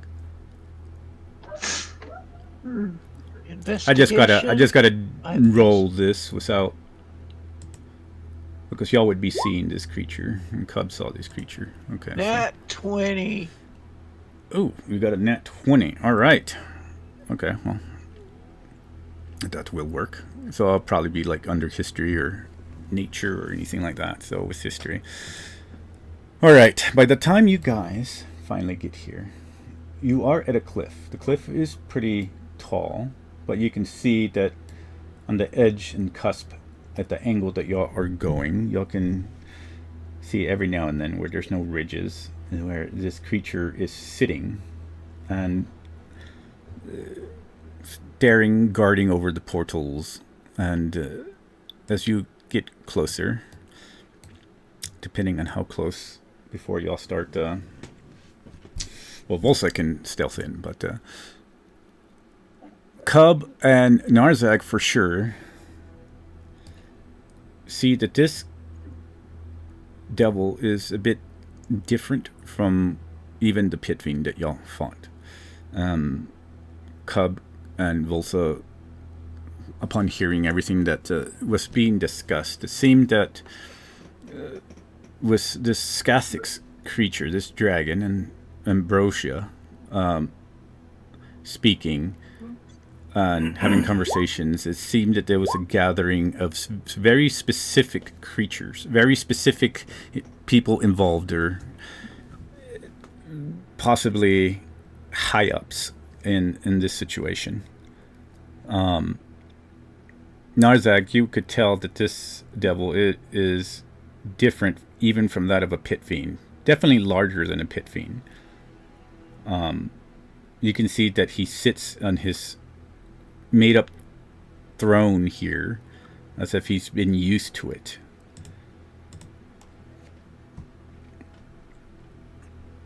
Which, he's gone right now, okay. But anyway, if Narzak was walking, that's what maybe he would... I'm still on Discord. I just had to get away from the computer. Oh, okay. But, yeah, Narzak, that's what you would... Okay, yeah, so Narzak, that's what you would notice, at least as far as this devil in particular being somewhat different. I will pass that information on. But it sits on a throne as if he's used to it. Larger so than again, pit team, fiends. Some kind of king? Well, seemingly. He did say, if I remember your story, he had ambition to become the leader, the conqueror, the king of the archdevil in a sense. Yeah, the archdevil of the 10th level. of this 10th level of death, hell. By this time, I would put y'all here at the entrance or going down. Basically, a duke of, like, a main guy that commands levels of hell is what his ambition is. A certain level of... Okay, that's more terrifying. Yeah, so we just need to keep him busy for 4 rounds. Yeah, and hope he doesn't have instant death spells. Got it. Yes, of course. What could possibly go wrong? Everyone's rolls a natural 1. That's if we're lucky. Scream? Panic?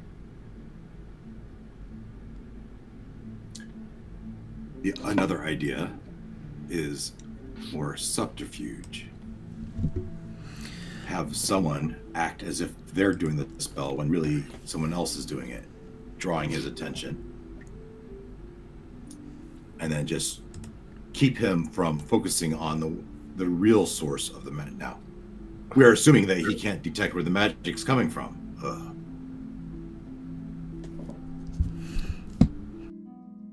Y'all discussed the last bits of it. I'm going to do a nature call too. If anybody needs to, y'all can before we move on here, given all the information. Same. All right. I need Sorry. a question. I walked off before everybody walked off. Waz, you still with us? No, he had to go to the bathroom as well. I don't know, Uka. What do you think? I think messing with the pit fiend at all is incredibly dangerous. Yeah. You know, I thought it the was- same thing about attacking a dragon, and we seem to do it just fine. I mean, I can cast darkness that I can see in. I can dimension door people at distance. I can turn at least 4 people. Well, I think it's max. I can turn max 4 people invisible. I could play a distraction, but I mean, my armor class Devils have is exactly good. devils have true sight, so invisibility is pointless, and they can see through magical darkness. Not all devils can do that, though. If this one's an archdevil, it's definitely going to have true sight. Yeah. It may not see me, though. The ethereal plane is completely different. You cannot see into it. So I can take 3 people with me and Shiv and get it Oh right up no, next to no, it true before it sees us. true sight can see through the ethereal plane too. Okay, I'm back. Welcome all right. back. Is everybody else back, or we're still waiting? I think we're still waiting. No, Okay. Are we waiting for? I think Cub. I think the only one that I see gone right now. It's like it.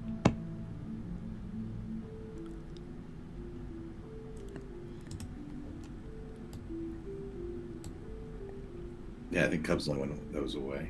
I Yeah. don't know, is Ed back? I think Ed was still out. Oh, Ed was here. Yeah. no, it's still here. My Discord is connected to my phone, so. All right. And remember, Volsa is able to teleport with 1 person too, so as long as it's nighttime, she can pretty much do that with high level of stealth.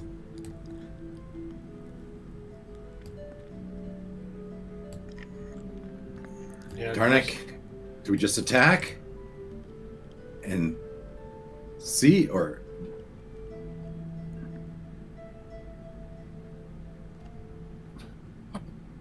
We should at least go down there and have a look. Make sure nothing else is turned up.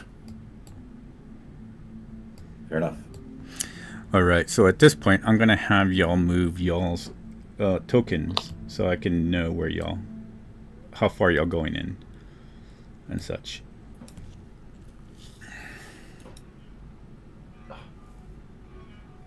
If we're On the stealthy, screen, we got a plus The 2. hexes that are here, are those 5-foot hexes? Yes. Okay.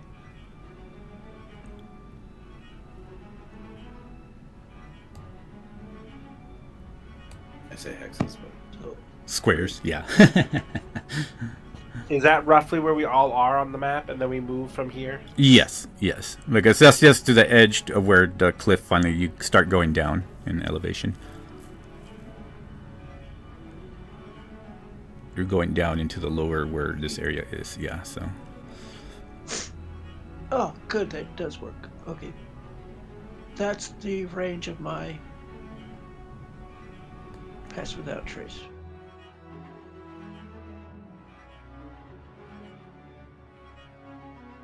What is that? +5? Plus 10 Plus to 10. stealth. That's only if we stay It- within that radius emanating from you. Yep. It's centered on me.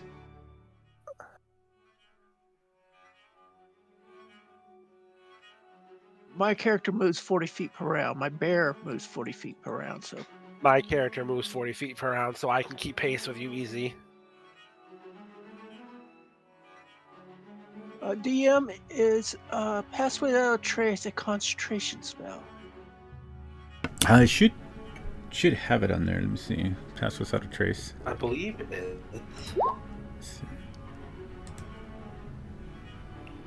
Pass without a trace is a concentration spell. Yes. Okay. So I would not be making any of my items magical.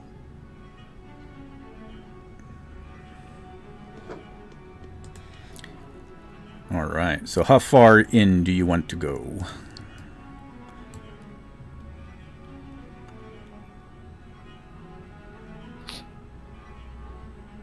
Where I'm going? I think that should be our first reference point. Yeah. Cub, are you back? Cub? Not quite yet. So I didn't say how.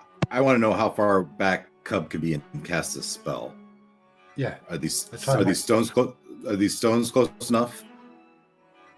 On the to the west, southwest. the range is 120 feet. So probably right. If those are 5-foot squares, that looks like it might be 50 feet. More like 100 feet. To those. If you can stay in those stones and have some cover, while we try to get around to the other side, I would. A lot of circles going on here, guys. Just trying to see if I could have measured it. Cub and an orc probably could teleport right here. Cub and the rogue. Just bloop, and I don't know. Why do we need the rogue there? Cub is going to do this the by. rogue can teleport. Yeah, but I don't think we need to teleport. Eh. Right? I don't think Cub needs to teleport. Cub could sneak up into there. We're going to go, and I would like to see us kind of. Can I do my ping? What's the ping tool? This. We've got 40 feet.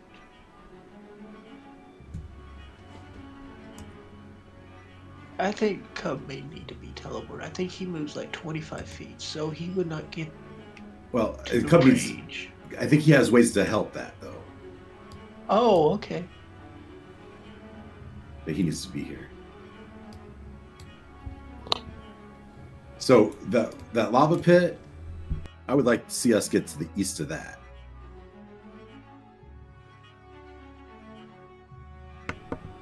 And then charge the devil from there. Try to spread out, get out of fireball formation. I was thinking if Cub came here, where Tarnik is now, and Shiv, I think that's 120 feet from the center of the thing there. Oh, a bit far. Well, he's not aiming for the devil. He's aiming for. Oh, where Shiv is now. So I'm just trying to line it up so it's Yeah. And he needs to be able to hit that far spire. yeah. Yeah. Okay, is that a good spot? Does it reach? Using this one as cover where he is. Yeah. No, I like it. But Yeah, it that needs to be would ready probably for all this. reach. Even if he cast it right at the edge, the others would reach. And remember, you only need to break up the circle itself, not completely all of it, but as soon as it's broken up by a certain ones, all the glyphs that are drawn into it already will completely mess it up. The entirety of it doesn't need to be destroyed. Right. We're gonna hit it. The plan is to hit it 4 times and then jump in the portal. Essentially. All right. Well, But Cub's not back yet. yeah. If anything, we have the idea of what he needs to do, at least. So basically, we're getting Cub to where Shiv is right now, and the rest of us are basically planning to scatter about as distractions on the battlefield. Yes. Try to keep the devil off of Very Cub. close to Tarnik. stay close to Tarnik though. What's close to me, Tarnik? 20 feet? 10 feet? 5 feet? 10. 10 feet? Yep. That way you get all the benefits of his emanations.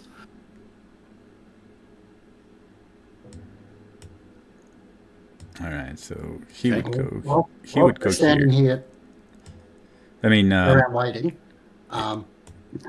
Cast Crusader's Mantle.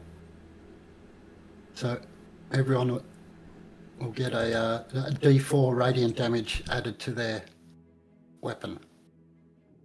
Nice. Where's the bloody spell gone? yeah. Remember everything that y'all will have.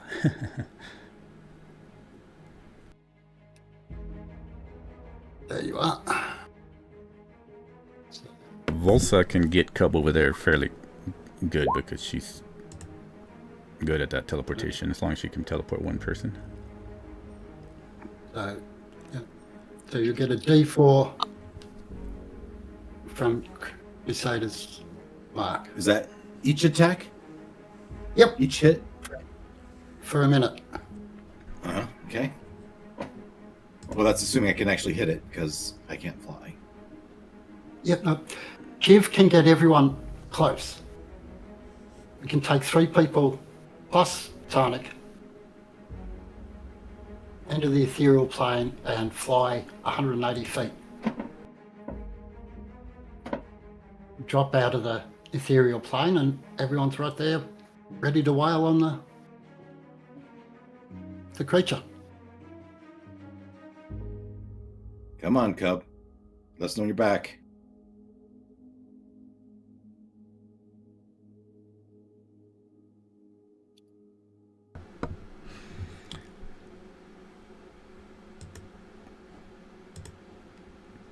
Oh, we know what he's doing. So if anybody, so everybody wants to move by where Shiv is currently, and then Yes. yeah, Yep. go ahead and do that. Dorgath, I'll move Dorgath over there. I assume y'all would be following Mr. Narzag there, so you're under the ridge of this particular thing right here anyway, so with that and that kind of provides y'all cover. He's mainly just focused on this area.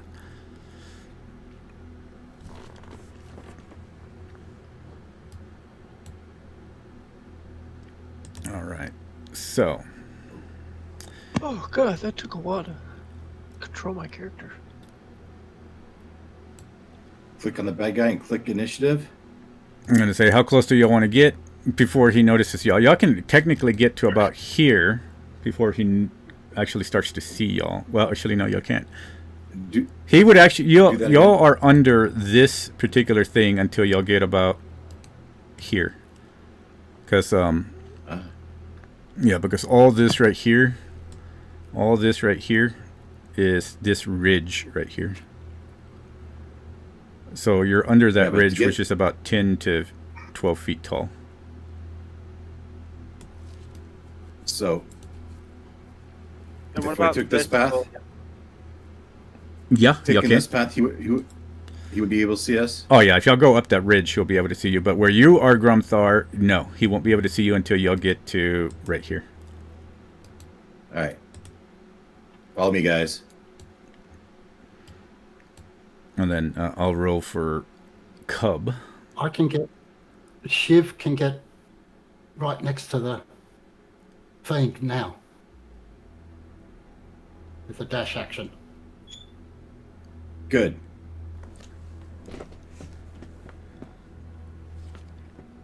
Okay, so here's... If you want to do the dash, we can start initiative with the dash. Because you'll be able to get to him. And then we'll roll for Cub, if that's what you want to do.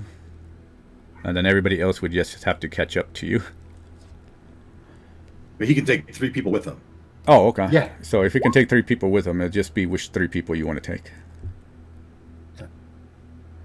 So, Grumthar. I would say everyone but Zaz, because Zaz wants to stay back.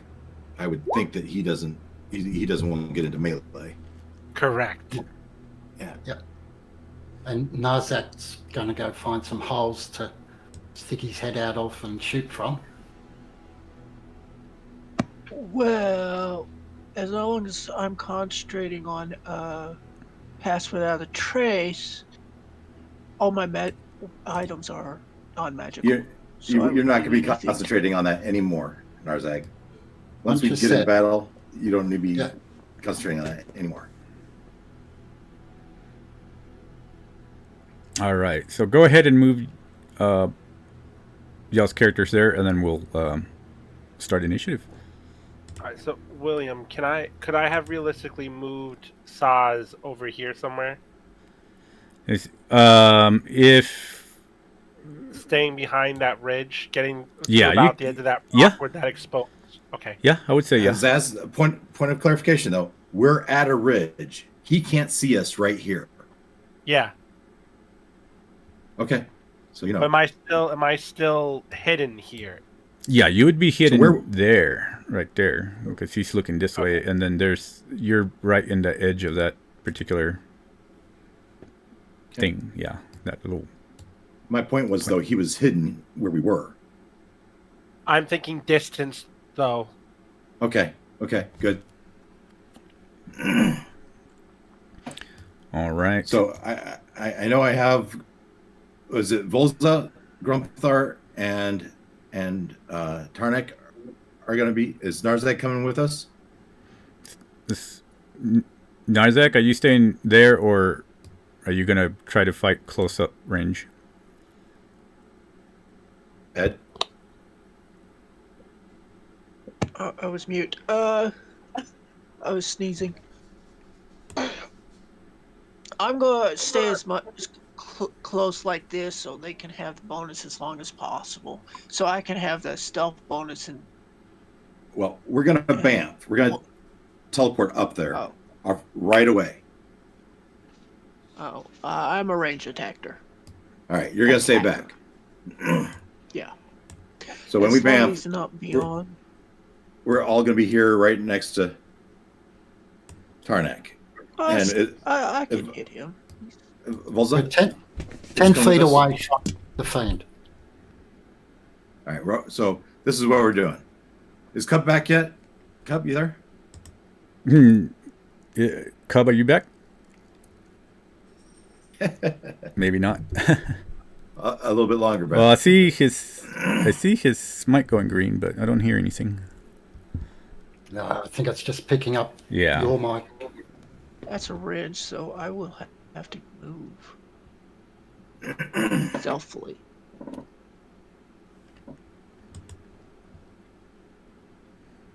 All right. So, go ahead and roll initiative. first click on the bad guy, and then go back to D&D Beyond, and roll initiative. Well, this will be interesting because I got to do this. So how much is this? You clicking Okay, so on I need the, to add a 6 to that. Okay, that's cool. not working. Do what now? Me clicking on the bad guy didn't work. Just there. Click on yourself. I'm not the lowest. Oh, you you just click I on just yourself. Click on myself. For initiative. Yep. Yeah. 14. Make sure he knows where we're at. Right, Cub, you're down here. You see your guy? Oh, 425. I don't see my guy right now. Everything's all moved over. Right down the bottom of the screen, mate. Okay, I see ya. I see him now. So that's where you're there gonna. because it's out of line of sight, but you have complete line of sight to the circle. So, And so cover from you the- could teleport. Teleport. Can you teleport my bear like right here? By me? No. Someone I who can says actually- they have teleport. Shiv. I can teleport. Where do you want your bear? Up here with Well, as long as Shiv? he's You can go around too. here, As long as he's around here, I can use his charge ability. Ugh. So if he's with Shiv, he'll end up, roughly here. Okay, he has to. Bear has to move at So least 20 feet you'd for the get charge ability 10, to work. 15 feet to charge. Okay. Shiv is 10 feet away. All right, I got 2 people on here. Okay, so Tarnik, your initiative was what? 11. Okay, so I'm going to take this one out. Narzak, your initiative was... 10. Okay, so you got 10. So this Narzak is not supposed to be there. All right, and then Grumthar? 17. So you rolled a 17. Let me click on you really quick. Click. Roll initiative. And then... Yeah, I did it wrong. I tried to click on him. I should have clicked on myself. No, it's all right. That's what's confusing me because I couldn't click on What the the heck bad is- guy. Why is it... Right. Wait. That was my Oh, bad. that was, I instructed you wrong. I clicked on the wrong guy here too. There you are. Boom. I can't click on you. All right. And you said you rolled what? Sorry. Grumthar has 17. 17. All right. And then Saz, what did you have? 14. Saz had a 14. Let me click on Saz really quick.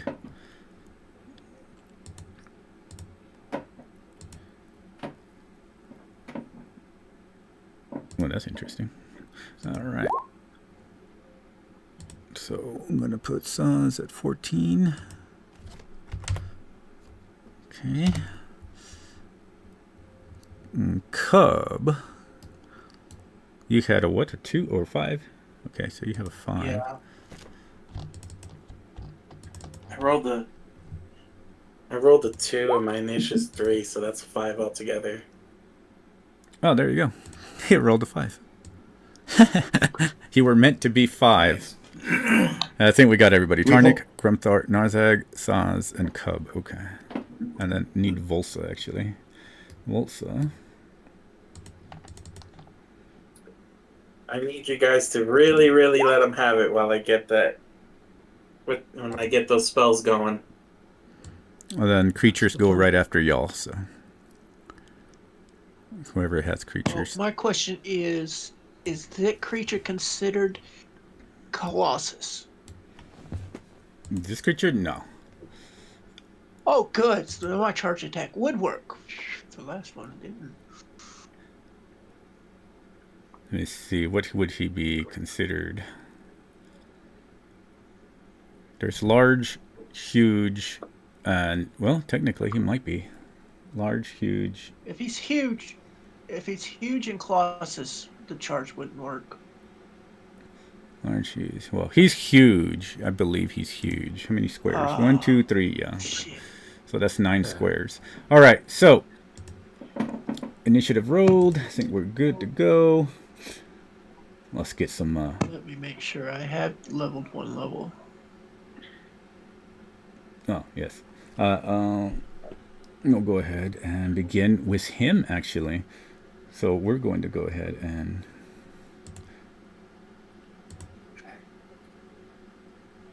before we do that, actually, I need to have some sort of... I don't mean to be rude, mate, but I don't seem to be in the initiative. You're not there? Tarnik 14?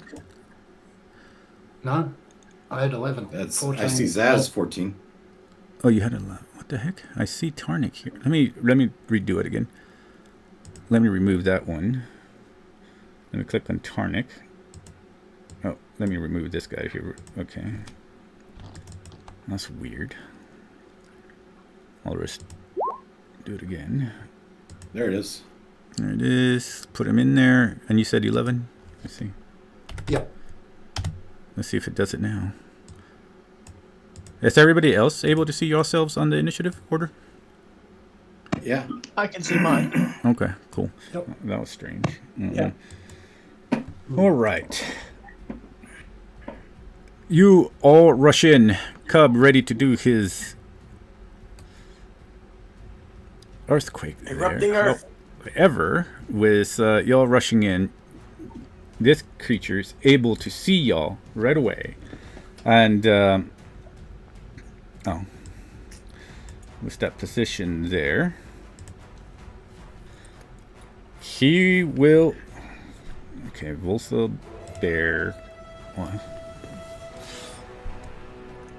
Yeah, the closest one would be, unfortunately, Grumthar right now. I'll take my opportunity attack as soon as he enters my space. Okay, go for it.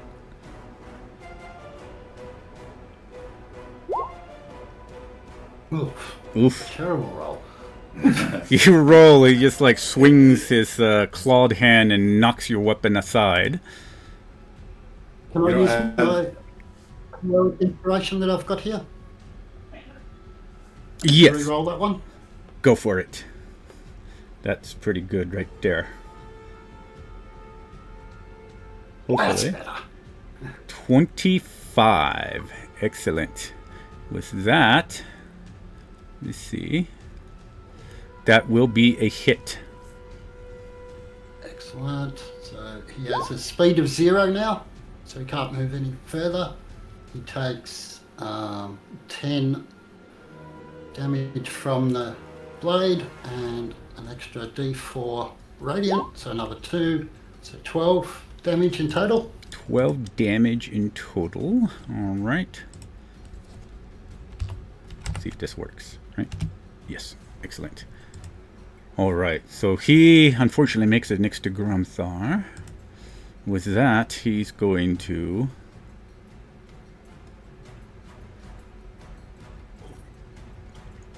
Let's see.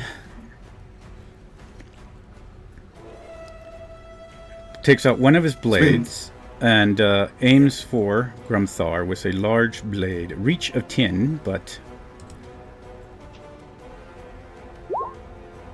28 to hit. Just barely. You take... Oh, he rolled ones. You take 25 slashing and 37 fire. So he rolled low on that one. Cool. All right. I can't help, sorry, I used my reaction already. Yeah, no problem. Takes another attack. I'm sure that's going to hit. Yeah. 45 slashing. Okay. 27 fire.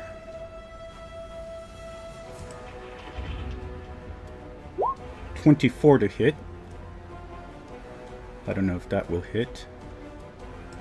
47. 77.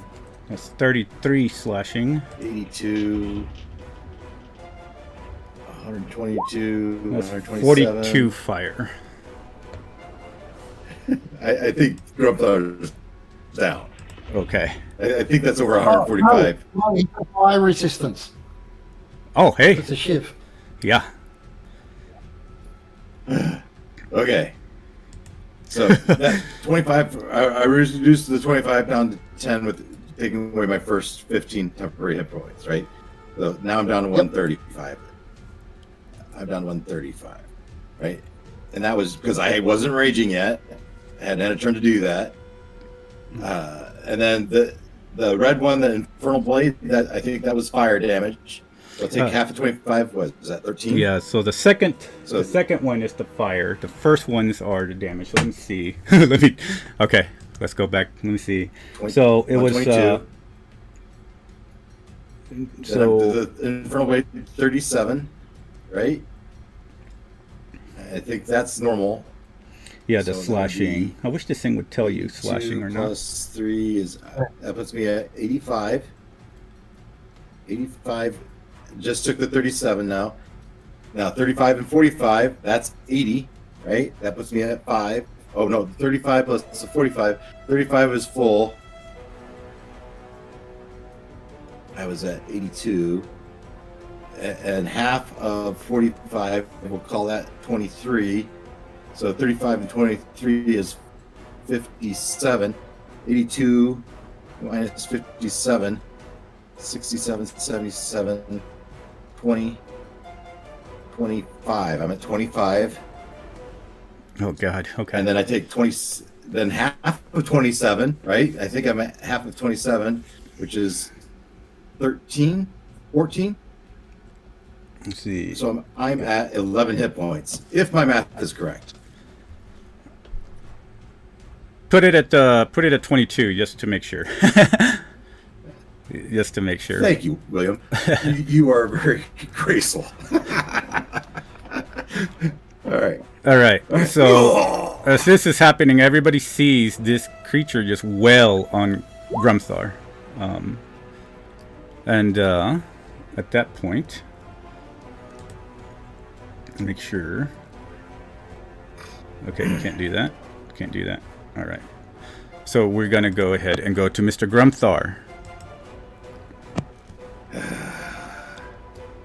Well, rage, reckless, and okay. 1.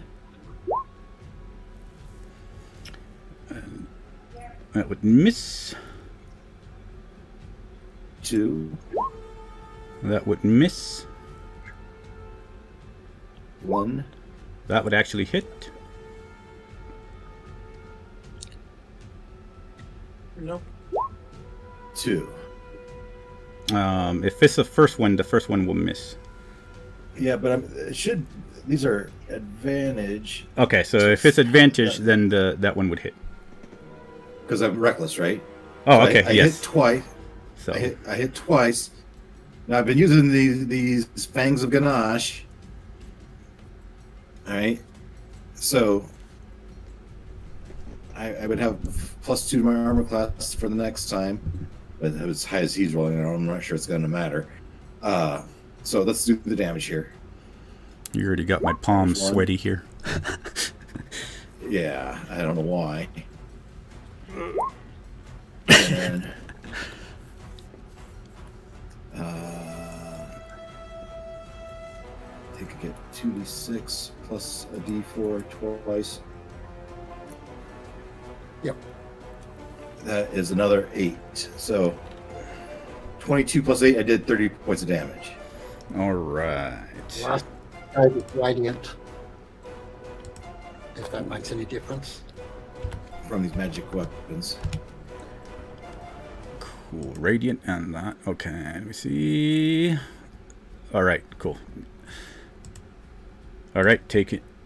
Damage is taken. Anything else from Grumthar? Well, it's been nice playing with all. We'll see how it goes.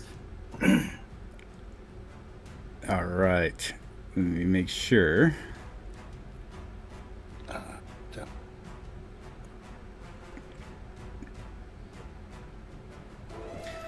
Okay, so after your turn, if you're done, he's going to go ahead and take a legendary action.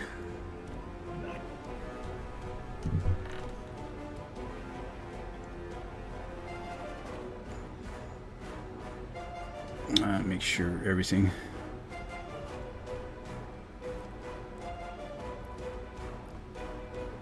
Dang. Okay. What's his intelligence? He's freaking intelligent. Okay. Crap. All right. So he's gonna go ahead and do a hellfire eruption. And that is from 60 foot.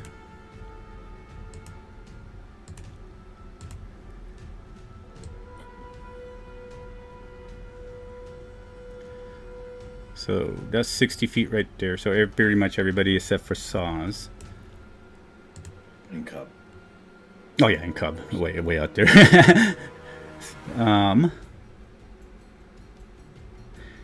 Do a DC 24 Dex save.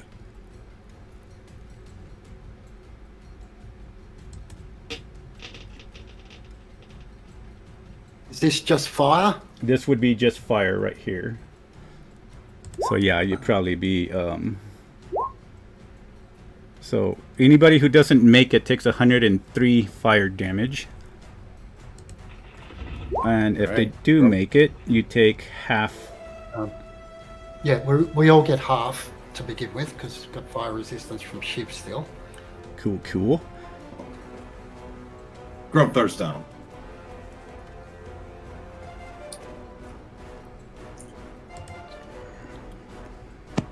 What's the range of the? Well, midnight's probably toast. Let's just say that. Yeah, it was 60. How much damage? 103 if he doesn't make his dex. Half of that, and then half of that because of. I think he's near Tarnik, isn't he? I don't know. Yeah. What is my proficiency modifier? He transported Vitanic to the spot. But the save was like 26, wasn't it? 24. 24. 24. Yeah. 24 dex save. Oh, yeah. Well, Is my creature's dex save is based off of my proficiency bonus, and I can't find my proficiency bonus. Oh, it's It's plus +3. No, wait, +4. Oh, okay. So. Shit. Oh. I'll have She to freaking memorize doesn't this roll as soon the- as I- So she But it was how much damage, William? It's 103. 103. If we call that 150, 25. So if it saved and 20. Looking on the D&D Beyond. Okay, his dex is All right. So 6 total to a D20. So while you're rolling that, it's now Volsa's turn. Volsa looks over at Tarnik, and she will rush in. And Come on, dice gods. damn No, it, never mind. he's already gone. So it has 15 temporary hit points and 50 full damage is 106. Yeah, so you only my took. beast is dead. Is it because he took 51, 52 points of damage? 52. Oh, 52. He's still alive then. 15 minus. He's holding in there. 52. She's gonna go with this one. Oh my god! Need a I think she can get the. calculator.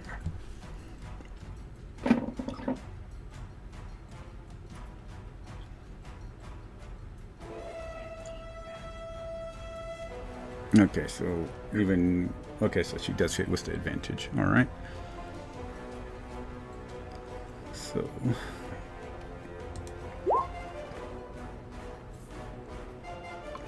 Okay. Oh, it has 13 hit points left.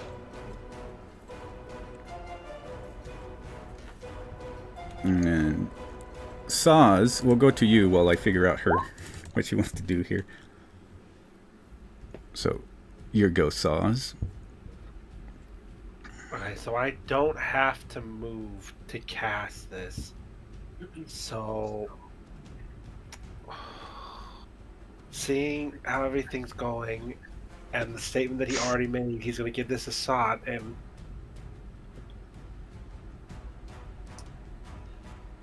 what are the components for this?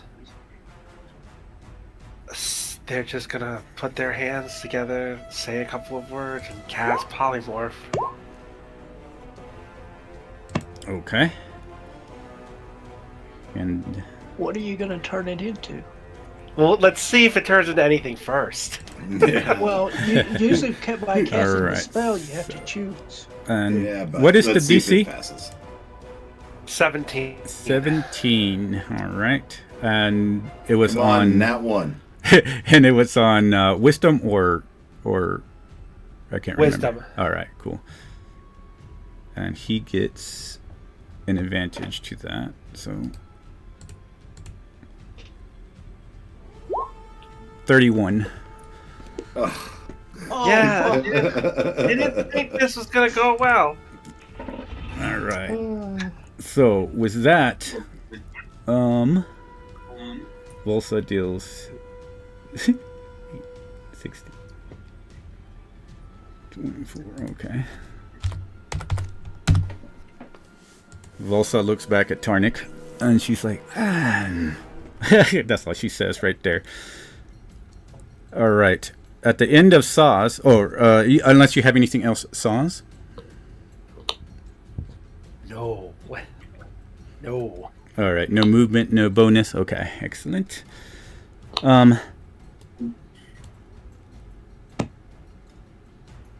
Fuck. All right. Here's what I'm going to do, because this guy's intelligent. Grumthar, I need you to roll me a percentage dice. Okay. Oh, that's good. So, 51. All right, you're good. He's not going to Kumragra you. Instead, he's going to attack Volsa.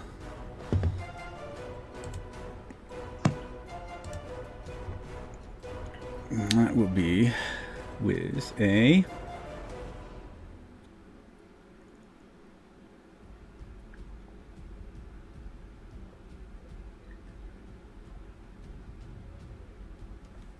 .25 strength. Jeez. Okay. Save. Strength equals... She does not make that. And so she will... +5 if that helps. Oh, that excellent. All right. She makes it.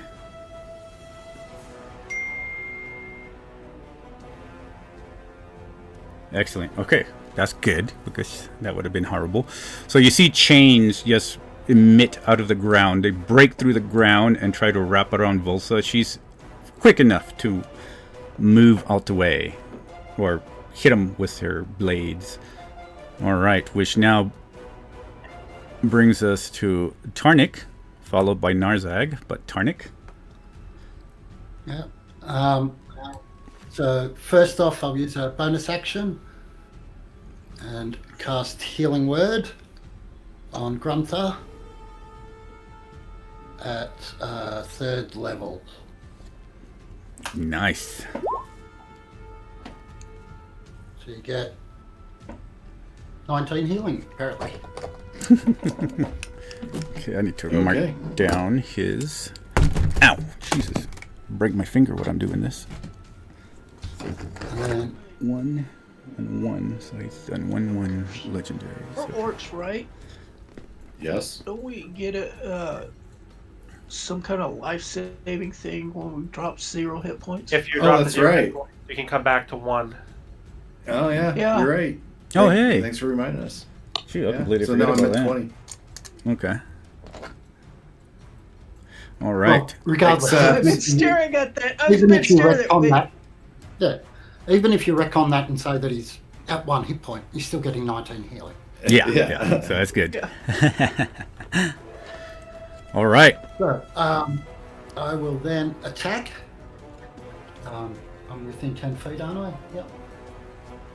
And on the first attack, I will pull down my Channel Divinity to give me advantage on all my strikes. Valve energy. Okay.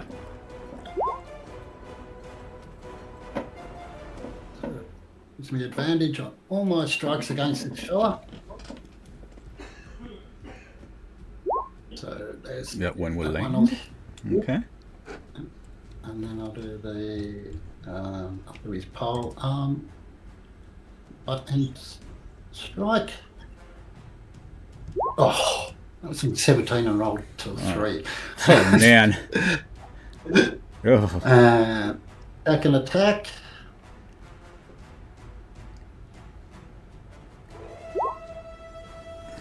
That one he slings away. And then that one. All right.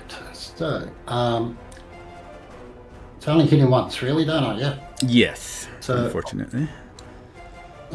So there's some normal slashing damage and there's some radiant damage on top.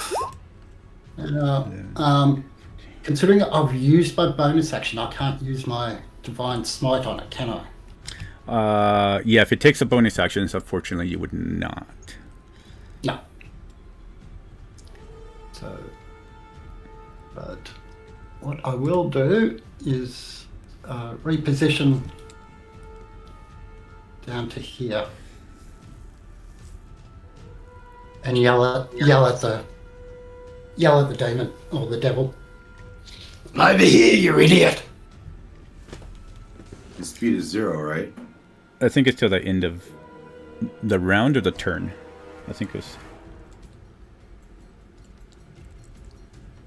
Yeah, it resets on when Tynick starts his turn. All right. Roll me an intimidation. So I need another. Oh, that's not bad. Oh, that's good. Okay, cool.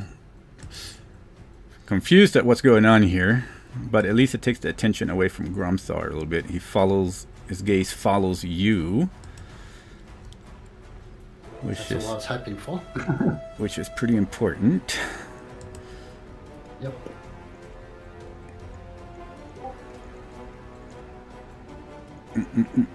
Okay, so he's gonna go ahead and use a legendary.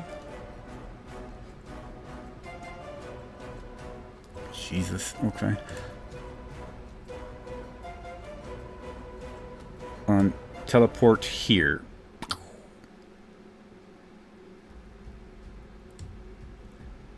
And then he just turns around to face you guys. That's 1, 2, 3. Okay, it's 3. All right, so this now goes to Mr. Narzag, followed by Cub. So Narzag, followed by Cub.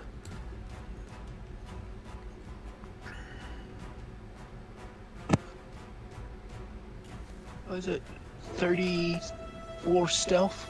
Can you see me? Probably not, because he has his back turned to you. Okay. Oh, he moved there. Okay, that still 40 feet. My bear charges at this creature. All right. And I gotta look at my character sheet. What's its attack? It was so much easier if I had D&D Beyond. Just roll the dice to see what it'll tell you real quick. Yeah, I just rolled the dice. Let's see, this is a... Regardless of his bonus, he's gonna need something real high to hit it. D 20.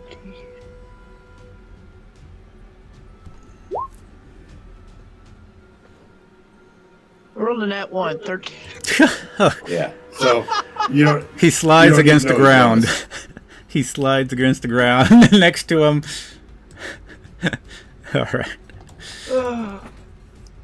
That still burns up one of its points. So, never mind. No special action. So, this is not concentration, so I looked it up. I was preparing. I cast Magic Weapon at my last 3rd level spell slot to be a +2 magical longbow. Nice. All right. An attack. Oh no, I closed my character sheet. Why did I do that?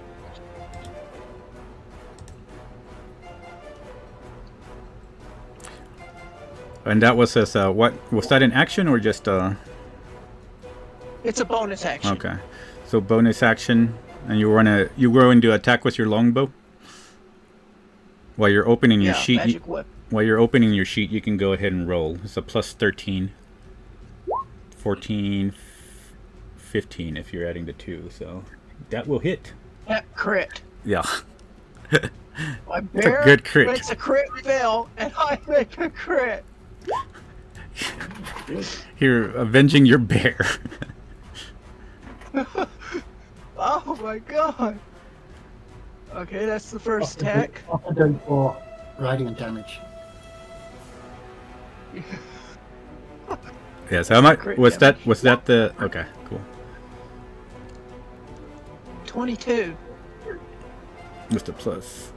Okay, so 22 will miss. Okay. I mean, I clicked the dice, so I'm guessing it did the damage. Oh, so that was the 1d8. 10 plus 4? Yeah. Okay. It's not adding my 5 dexterity modifier, so Okay, so we add a 5. it'll be 19 damage. Alrighty, cool. Alright. Anything else I'm from... a standing behind it, automatically at it. I'm going to move away. So yeah, just the extra D4 for the radiant damage. Oh, I get radiant, cool.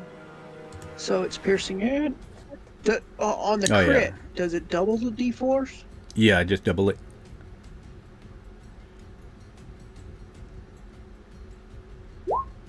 Oh, God. Okay. Wow. Wow. Wow! Jeez. Alright. I move 40 feet right here. And that ends your turn? Yeah, that's why I play max damage. Let's see. Alright, Mr. Cub. Do your Yes. thing. Alright, then. I think I put you right at 120, so you can go right into the center of that thing, yeah.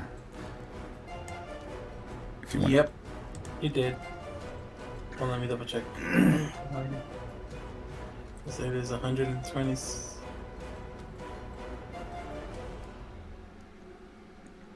That's the distance for it.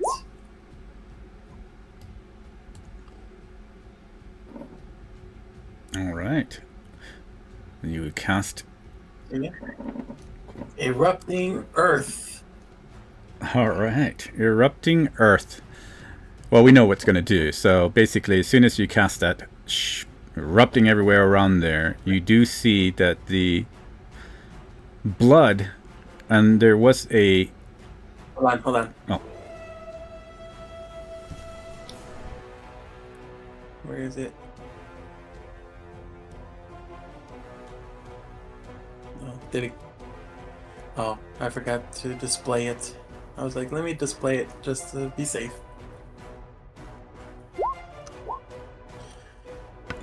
Yeah. So taking him, So yeah. while as I do, so when I cast it, I go, "O motherlands of the earth, I call upon thee. Quake my enemy, rip the ground and tear him to shreds. Erupting Earth." Yay! Hopefully he didn't hear you say that. The earth will erupt. Go ahead and roll me the damage. I need to see something here. Okay.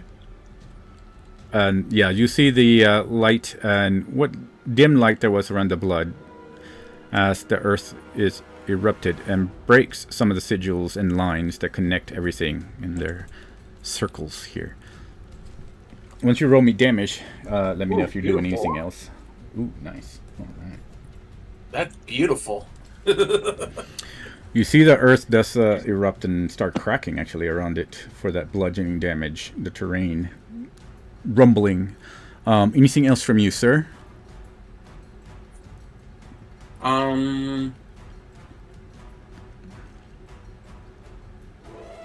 Let me ask.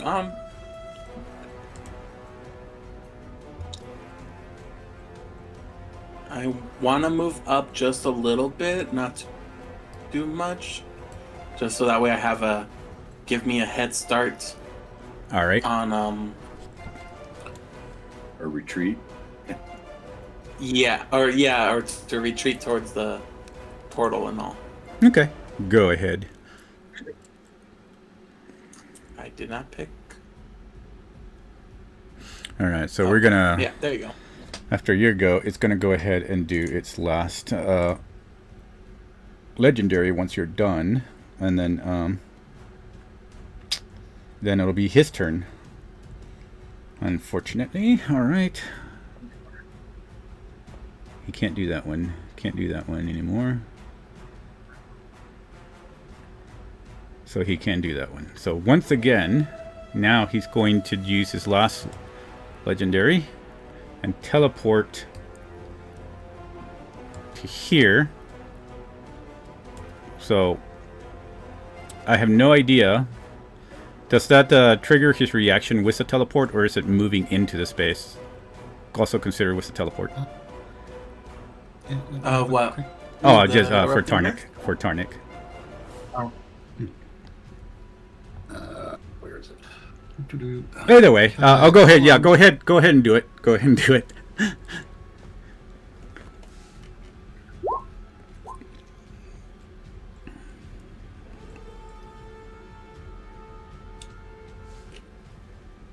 Yeah. So you can take a reaction to make one melee attack against the creature that enters your reach. All right. Yes. Go ahead. Because he's going to pop into there. I still have advantage because he's my vow of enmity. Come on, give me something good here. Oh, fuck. Okay. And then he's going to finish with his attack. Oh, that was almost a 1. 26 to hit. I don't know what your armor is. Yeah. Okay. Yeah, 23. So you take this is slashing damage of 40, and then this is fire.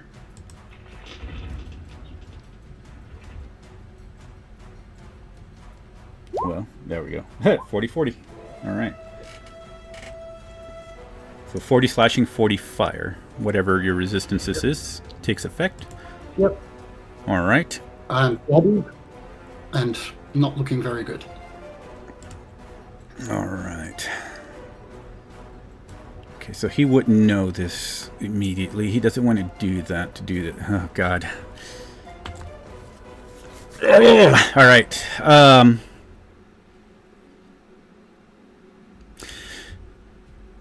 Grumthar and Tarnik, roll me a percentage dice. Highest is the bad, so whoever has the highest is the focus. 78. Oh God, Tarnik. Very Ouch. 23. Oh, all right. I'm sorry, Grumthar. Yeah, it is what it is. Is that innate? I think it might be innate. Oh, it's not innate. He points a finger to you and casts Power Word Kill. Anybody with 100 hit points and under instantly dies. I cast Counterspell. You got Counterspell? Yeah. Excellent. All right. But did you cast a spell last turn though? It's a counterspell is like Reaction. Yeah. Okay, yeah, that's why I was making sure it wasn't innate. Oh, shoot. Never mind. Fuck. It is innate. Innate spellcasting. DC 24. Fuck. Okay, I didn't see that. You don't see it. You can't counter it. Is DC 24 what? Oh, no, you don't get a DC. I'm reading what it says. Innate spellcasting DC 24 plus 16 to hit. But for Powered Kill itself, you don't get that, unfortunately. Let me see if I can bring it up into the... Dang it. Yeah. Let me double check, though. Power word. All right. While you figure that out, I would like to say that I didn't use my recover to hit 1 hit point because we forgot, right? And he healed me up to 19, and I would use that now. So instead of dying, I'd be reduced to 1 hit point.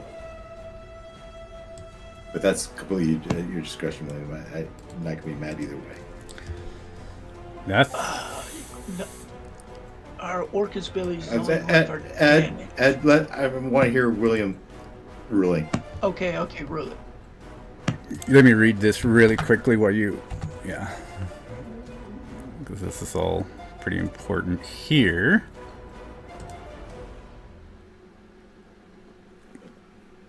I wonder if that'll make... There we go. All right.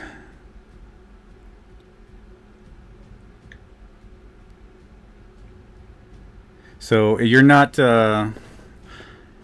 So basically you're dying, you're not taking damage. So even if with that, I don't think... Let me see. Yeah. Okay. Once per long rest, when you're reduced to 0 hit points, you're reduced to 1 hit point instead. But you're reduced to 0, but not killed outright, as in doubled, right? You can drop to 1 hit point once per long rest when you're reduced to 0 hit points, which you just did, but not killed outright, right? You didn't double me up, right? You can drop to 1 hit point instead. That's how I would treat it. So you tell me if that works or not. That's fine. I'm not gonna be mad either way. It's good. It's all in the game. Yeah, it bypassed the normal drop to 1 HP mechanics. Okay. Unfortunately. Grumthar's down again. He has no death saves. He's dead. He's dead. Yeah. Okay. I'm sorry. Yeah, that's why I was like. Hey, It's terrifying. it's part of the game. Yeah. It's okay. So all right. So 1 minute to bring him over to me. yeah. So that is his turn.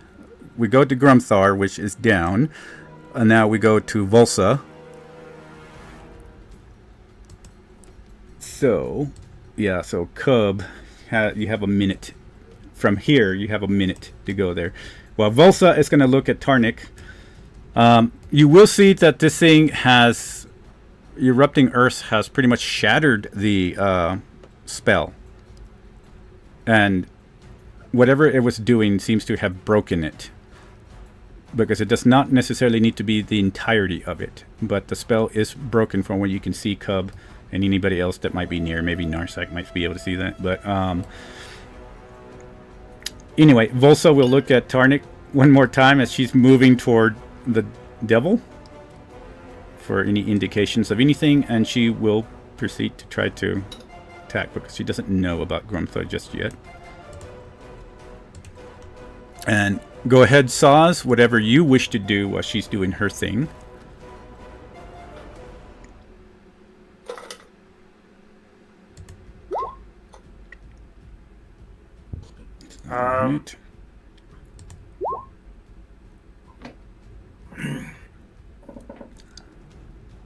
Okay,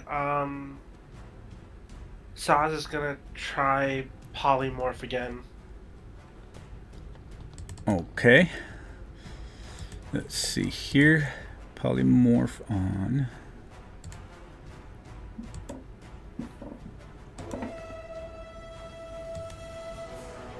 Ah, shoot. Dang it. Sorry, my thing errored.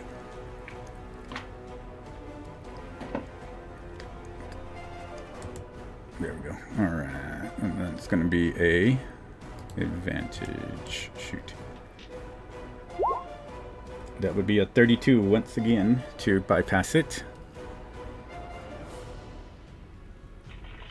Okay, Alright. Bonus action, Saz will spend 3 sorcery points and say, Nemesis, I could really use a distraction right now. And summon his Hound of Ill Omen. Ooh, alright. Let me see. Use.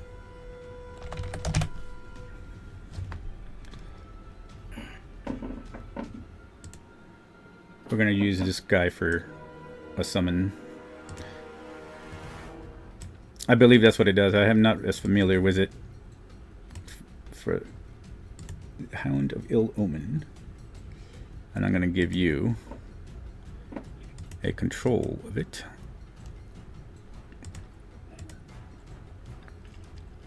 There we go. So you now have control.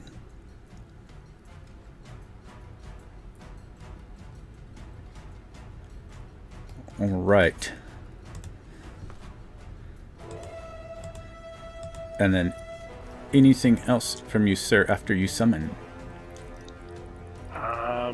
I believe he gets to attack the creature that I designate as his target, which would be the Pit Fiend. Okay. All right. I'm trying to look up the stats of that. Would you happen to have the stats on him? It says that it is the stats for a direwolf, except it is not considered a beast. It's considered a monstrosity. Okay. And he is medium sized, not large. Ah, excellent. Well, that will work. So, yeah, go ahead and move him up to there while I'll pick him up really quick. So he can attack, and he has apparently he'll also have a number of temporary hit points equal to half my sorcerer level, which is 5. Okay, so if it's... Because Direwolf will have 37 hit points, and he has +5 to attack.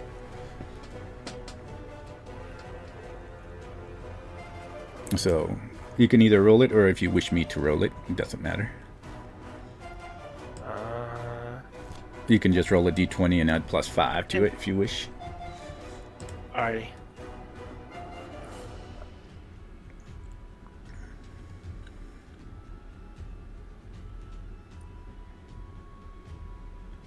$23. 18 plus 5. 23, unfortunately, will miss as he tries to take a bite.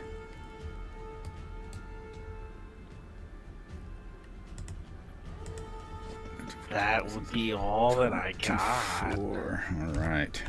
Remember, you still also do have movement if you need anything like that. So at the end of your turn, he's going to take a legendary.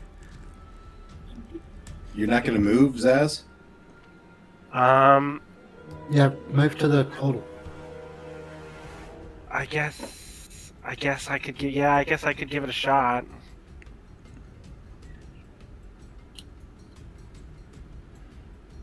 You can tell he's pretty much focused right now currently on Tarnik. But either way, you can go ahead, just roll me a stealth, but just let me know what you rolled. But while you're doing that, let's go ahead and go with his legendary. Nat 20 plus 5. Nice. Excellent.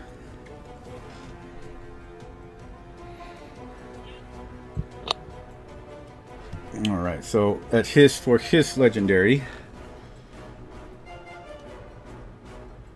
yeah, it's gonna do that.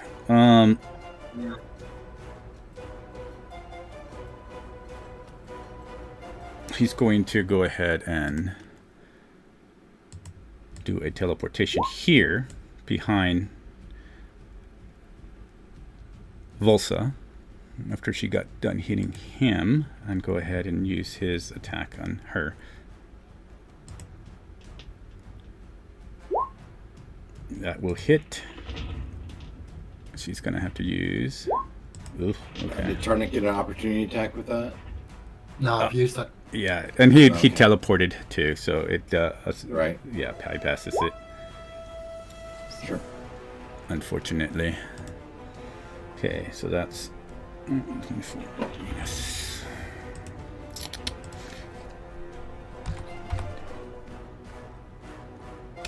Okay. Can she do half of that?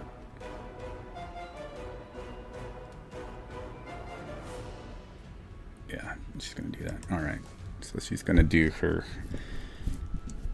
She's gonna do a reaction to take half of that. All right, and then we will go over to Tarnik. As you see, Volsa is pretty hurt as well. Yep. So Tarnik will move up here and activate his ethereal stride and pick up Grunther and Volsa. Okay. And then use his rest of his movement to head towards the portal. Okay. Ethereal stride. 5 feet. Plane. Nice. Okay. So you're in the ethereal plane. Excellent. Yep. Let me read something really quick. And Grumpthar and Volsa are with me. Excellent. Can you do that? Now I Can could you do that? get through that portal, but Alright, so he can't. Alright, that's good. Alright. So he's. He shouldn't hit them. He does. You can see as you are moving. The only thing he can do, he's actually able to see you still, and he just kind of follows the gaze over there. All right, is that as far as you're going? I could dash and get through, but I wanted to wait and see what the others did. Okay, sounds good. But he will yell out. So you hear this ethereal voice yelling out, "Get to the portal!"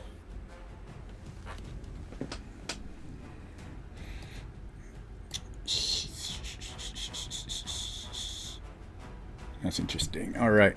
So at the end of your turn, he's going to do a. Really can't do much right there. He's going to teleport about right here. So that's 1, 2. Okay. And then Narzag followed by Cub. Narzag. Well, I am going. I've got the wrong.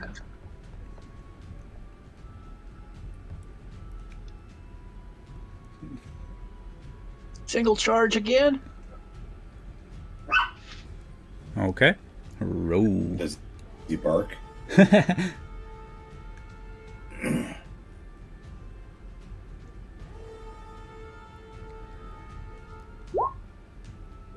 27. That one actually does hit.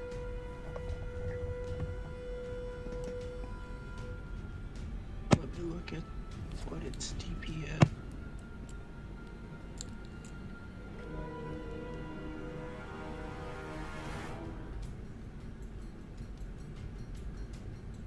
Can this creature be grappled? Unfortunately, it's not the correct size, so he wouldn't be. He's too large for your particular one.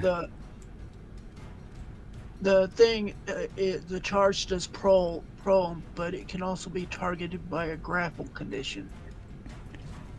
It could probably do more of the prone if the size difference is okay, but he couldn't do the grapple. Yeah, he couldn't do the charge thing. Only works if the creature is large and lower. Yeah, this guy's huge, and yeah, he wouldn't be able to do the grapple. I guess he could do it if he wants to hold on to a leg, but he wouldn't do the 0 speed. Okay, damage is 1d6 plus. Or what is my wisdom modifier?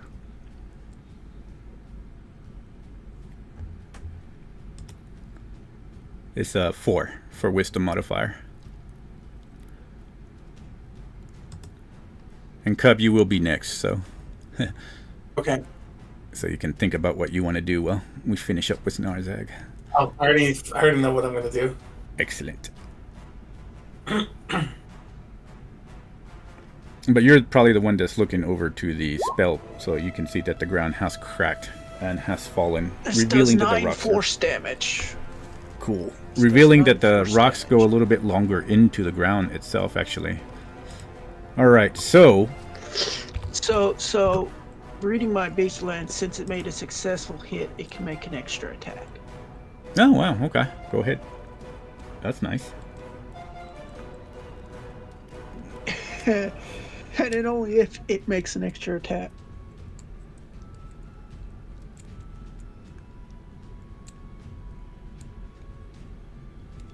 you roll? 22. 22, unfortunately, will miss this time. Narzeg, are you moving? Yes, I am going to move 20 feet, shoot him twice. Okay. Go for it. Oh, my character sheet got closed again. Why? Roll 2d20. Just roll, yeah, just roll the 2d20s. The bear would have benefited from Crusader's Mantle as well, so it gets a d4 radiant damage added to its attack damage. Oh, nice. Oh, that's a mess. So that's Okay. Slash roll 2d4. 2. so 4. Oh, 4. 4. Yeah, because you got a plus 13 to your bow, so keep that in mind if you're not adding that. But okay, cool. It's okay, then it's missing by 2 points, so I don't think 17 will hit. All right. 31 might. And I don't think I have advantage. Okay, So it'd be 16. Alrighty. And 20 feet. All right, you jump in there. Okay, excellent. All right, everybody sees Narzak jump into the portal, and we'll go to Mr. Cub. You're doing. Oh, actually. Yeah, go ahead, Cub. That is what I'm gonna do. 60 feet. All right. Oh, what? No. Oh, well, actually, oh yeah. But even still, so what I'm gonna do is, I'm gonna go move up to Dragoth, or to Jorgoth, Okay. and then I'm gonna touch him, and then as I touch him, I'm gonna tell him follow me, and then I just I'll turn around and I'll I'll do a back I'll fall backwards as I'm falling into the ground, and I'll just slip right into the ground to do the hidden path, and Oh, it'll okay. teleport me all the way to the portal. All right. So you can go ahead and move yourself to the portal. And be like, whee! All right. So you go in. When you touch up, and a willing creature, you touch up to 30 feet, and I give nice grace, and that will get me.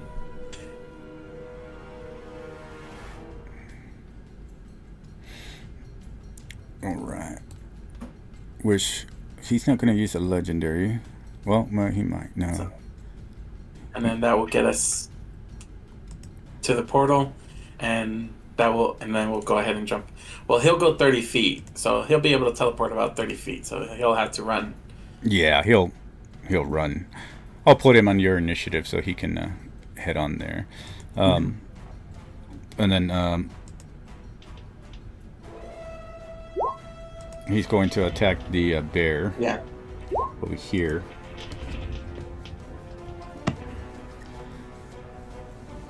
So he attacks the bear for 27 slashing and 38 fire. And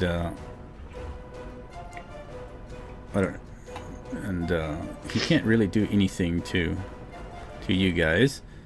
So Grumthar is down. Volsa is riding. It's going to bring us to Saz.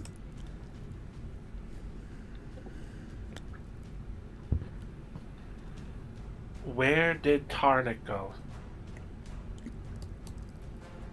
He's on his horse, right? Yeah. So So you might not be able to see him because he's in the ethereal plane. Okay, where is Nemesis right now?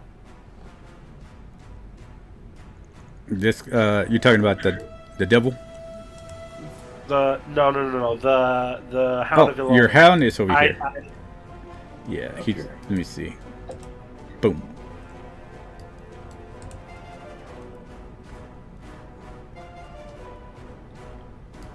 I still don't.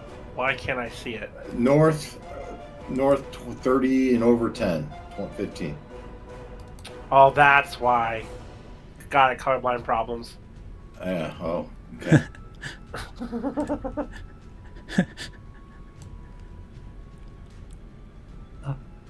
Oops. There's no Oh. way.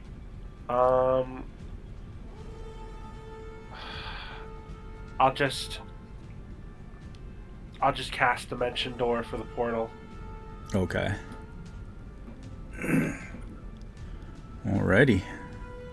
You can go ahead and put yourself there. And Tonic,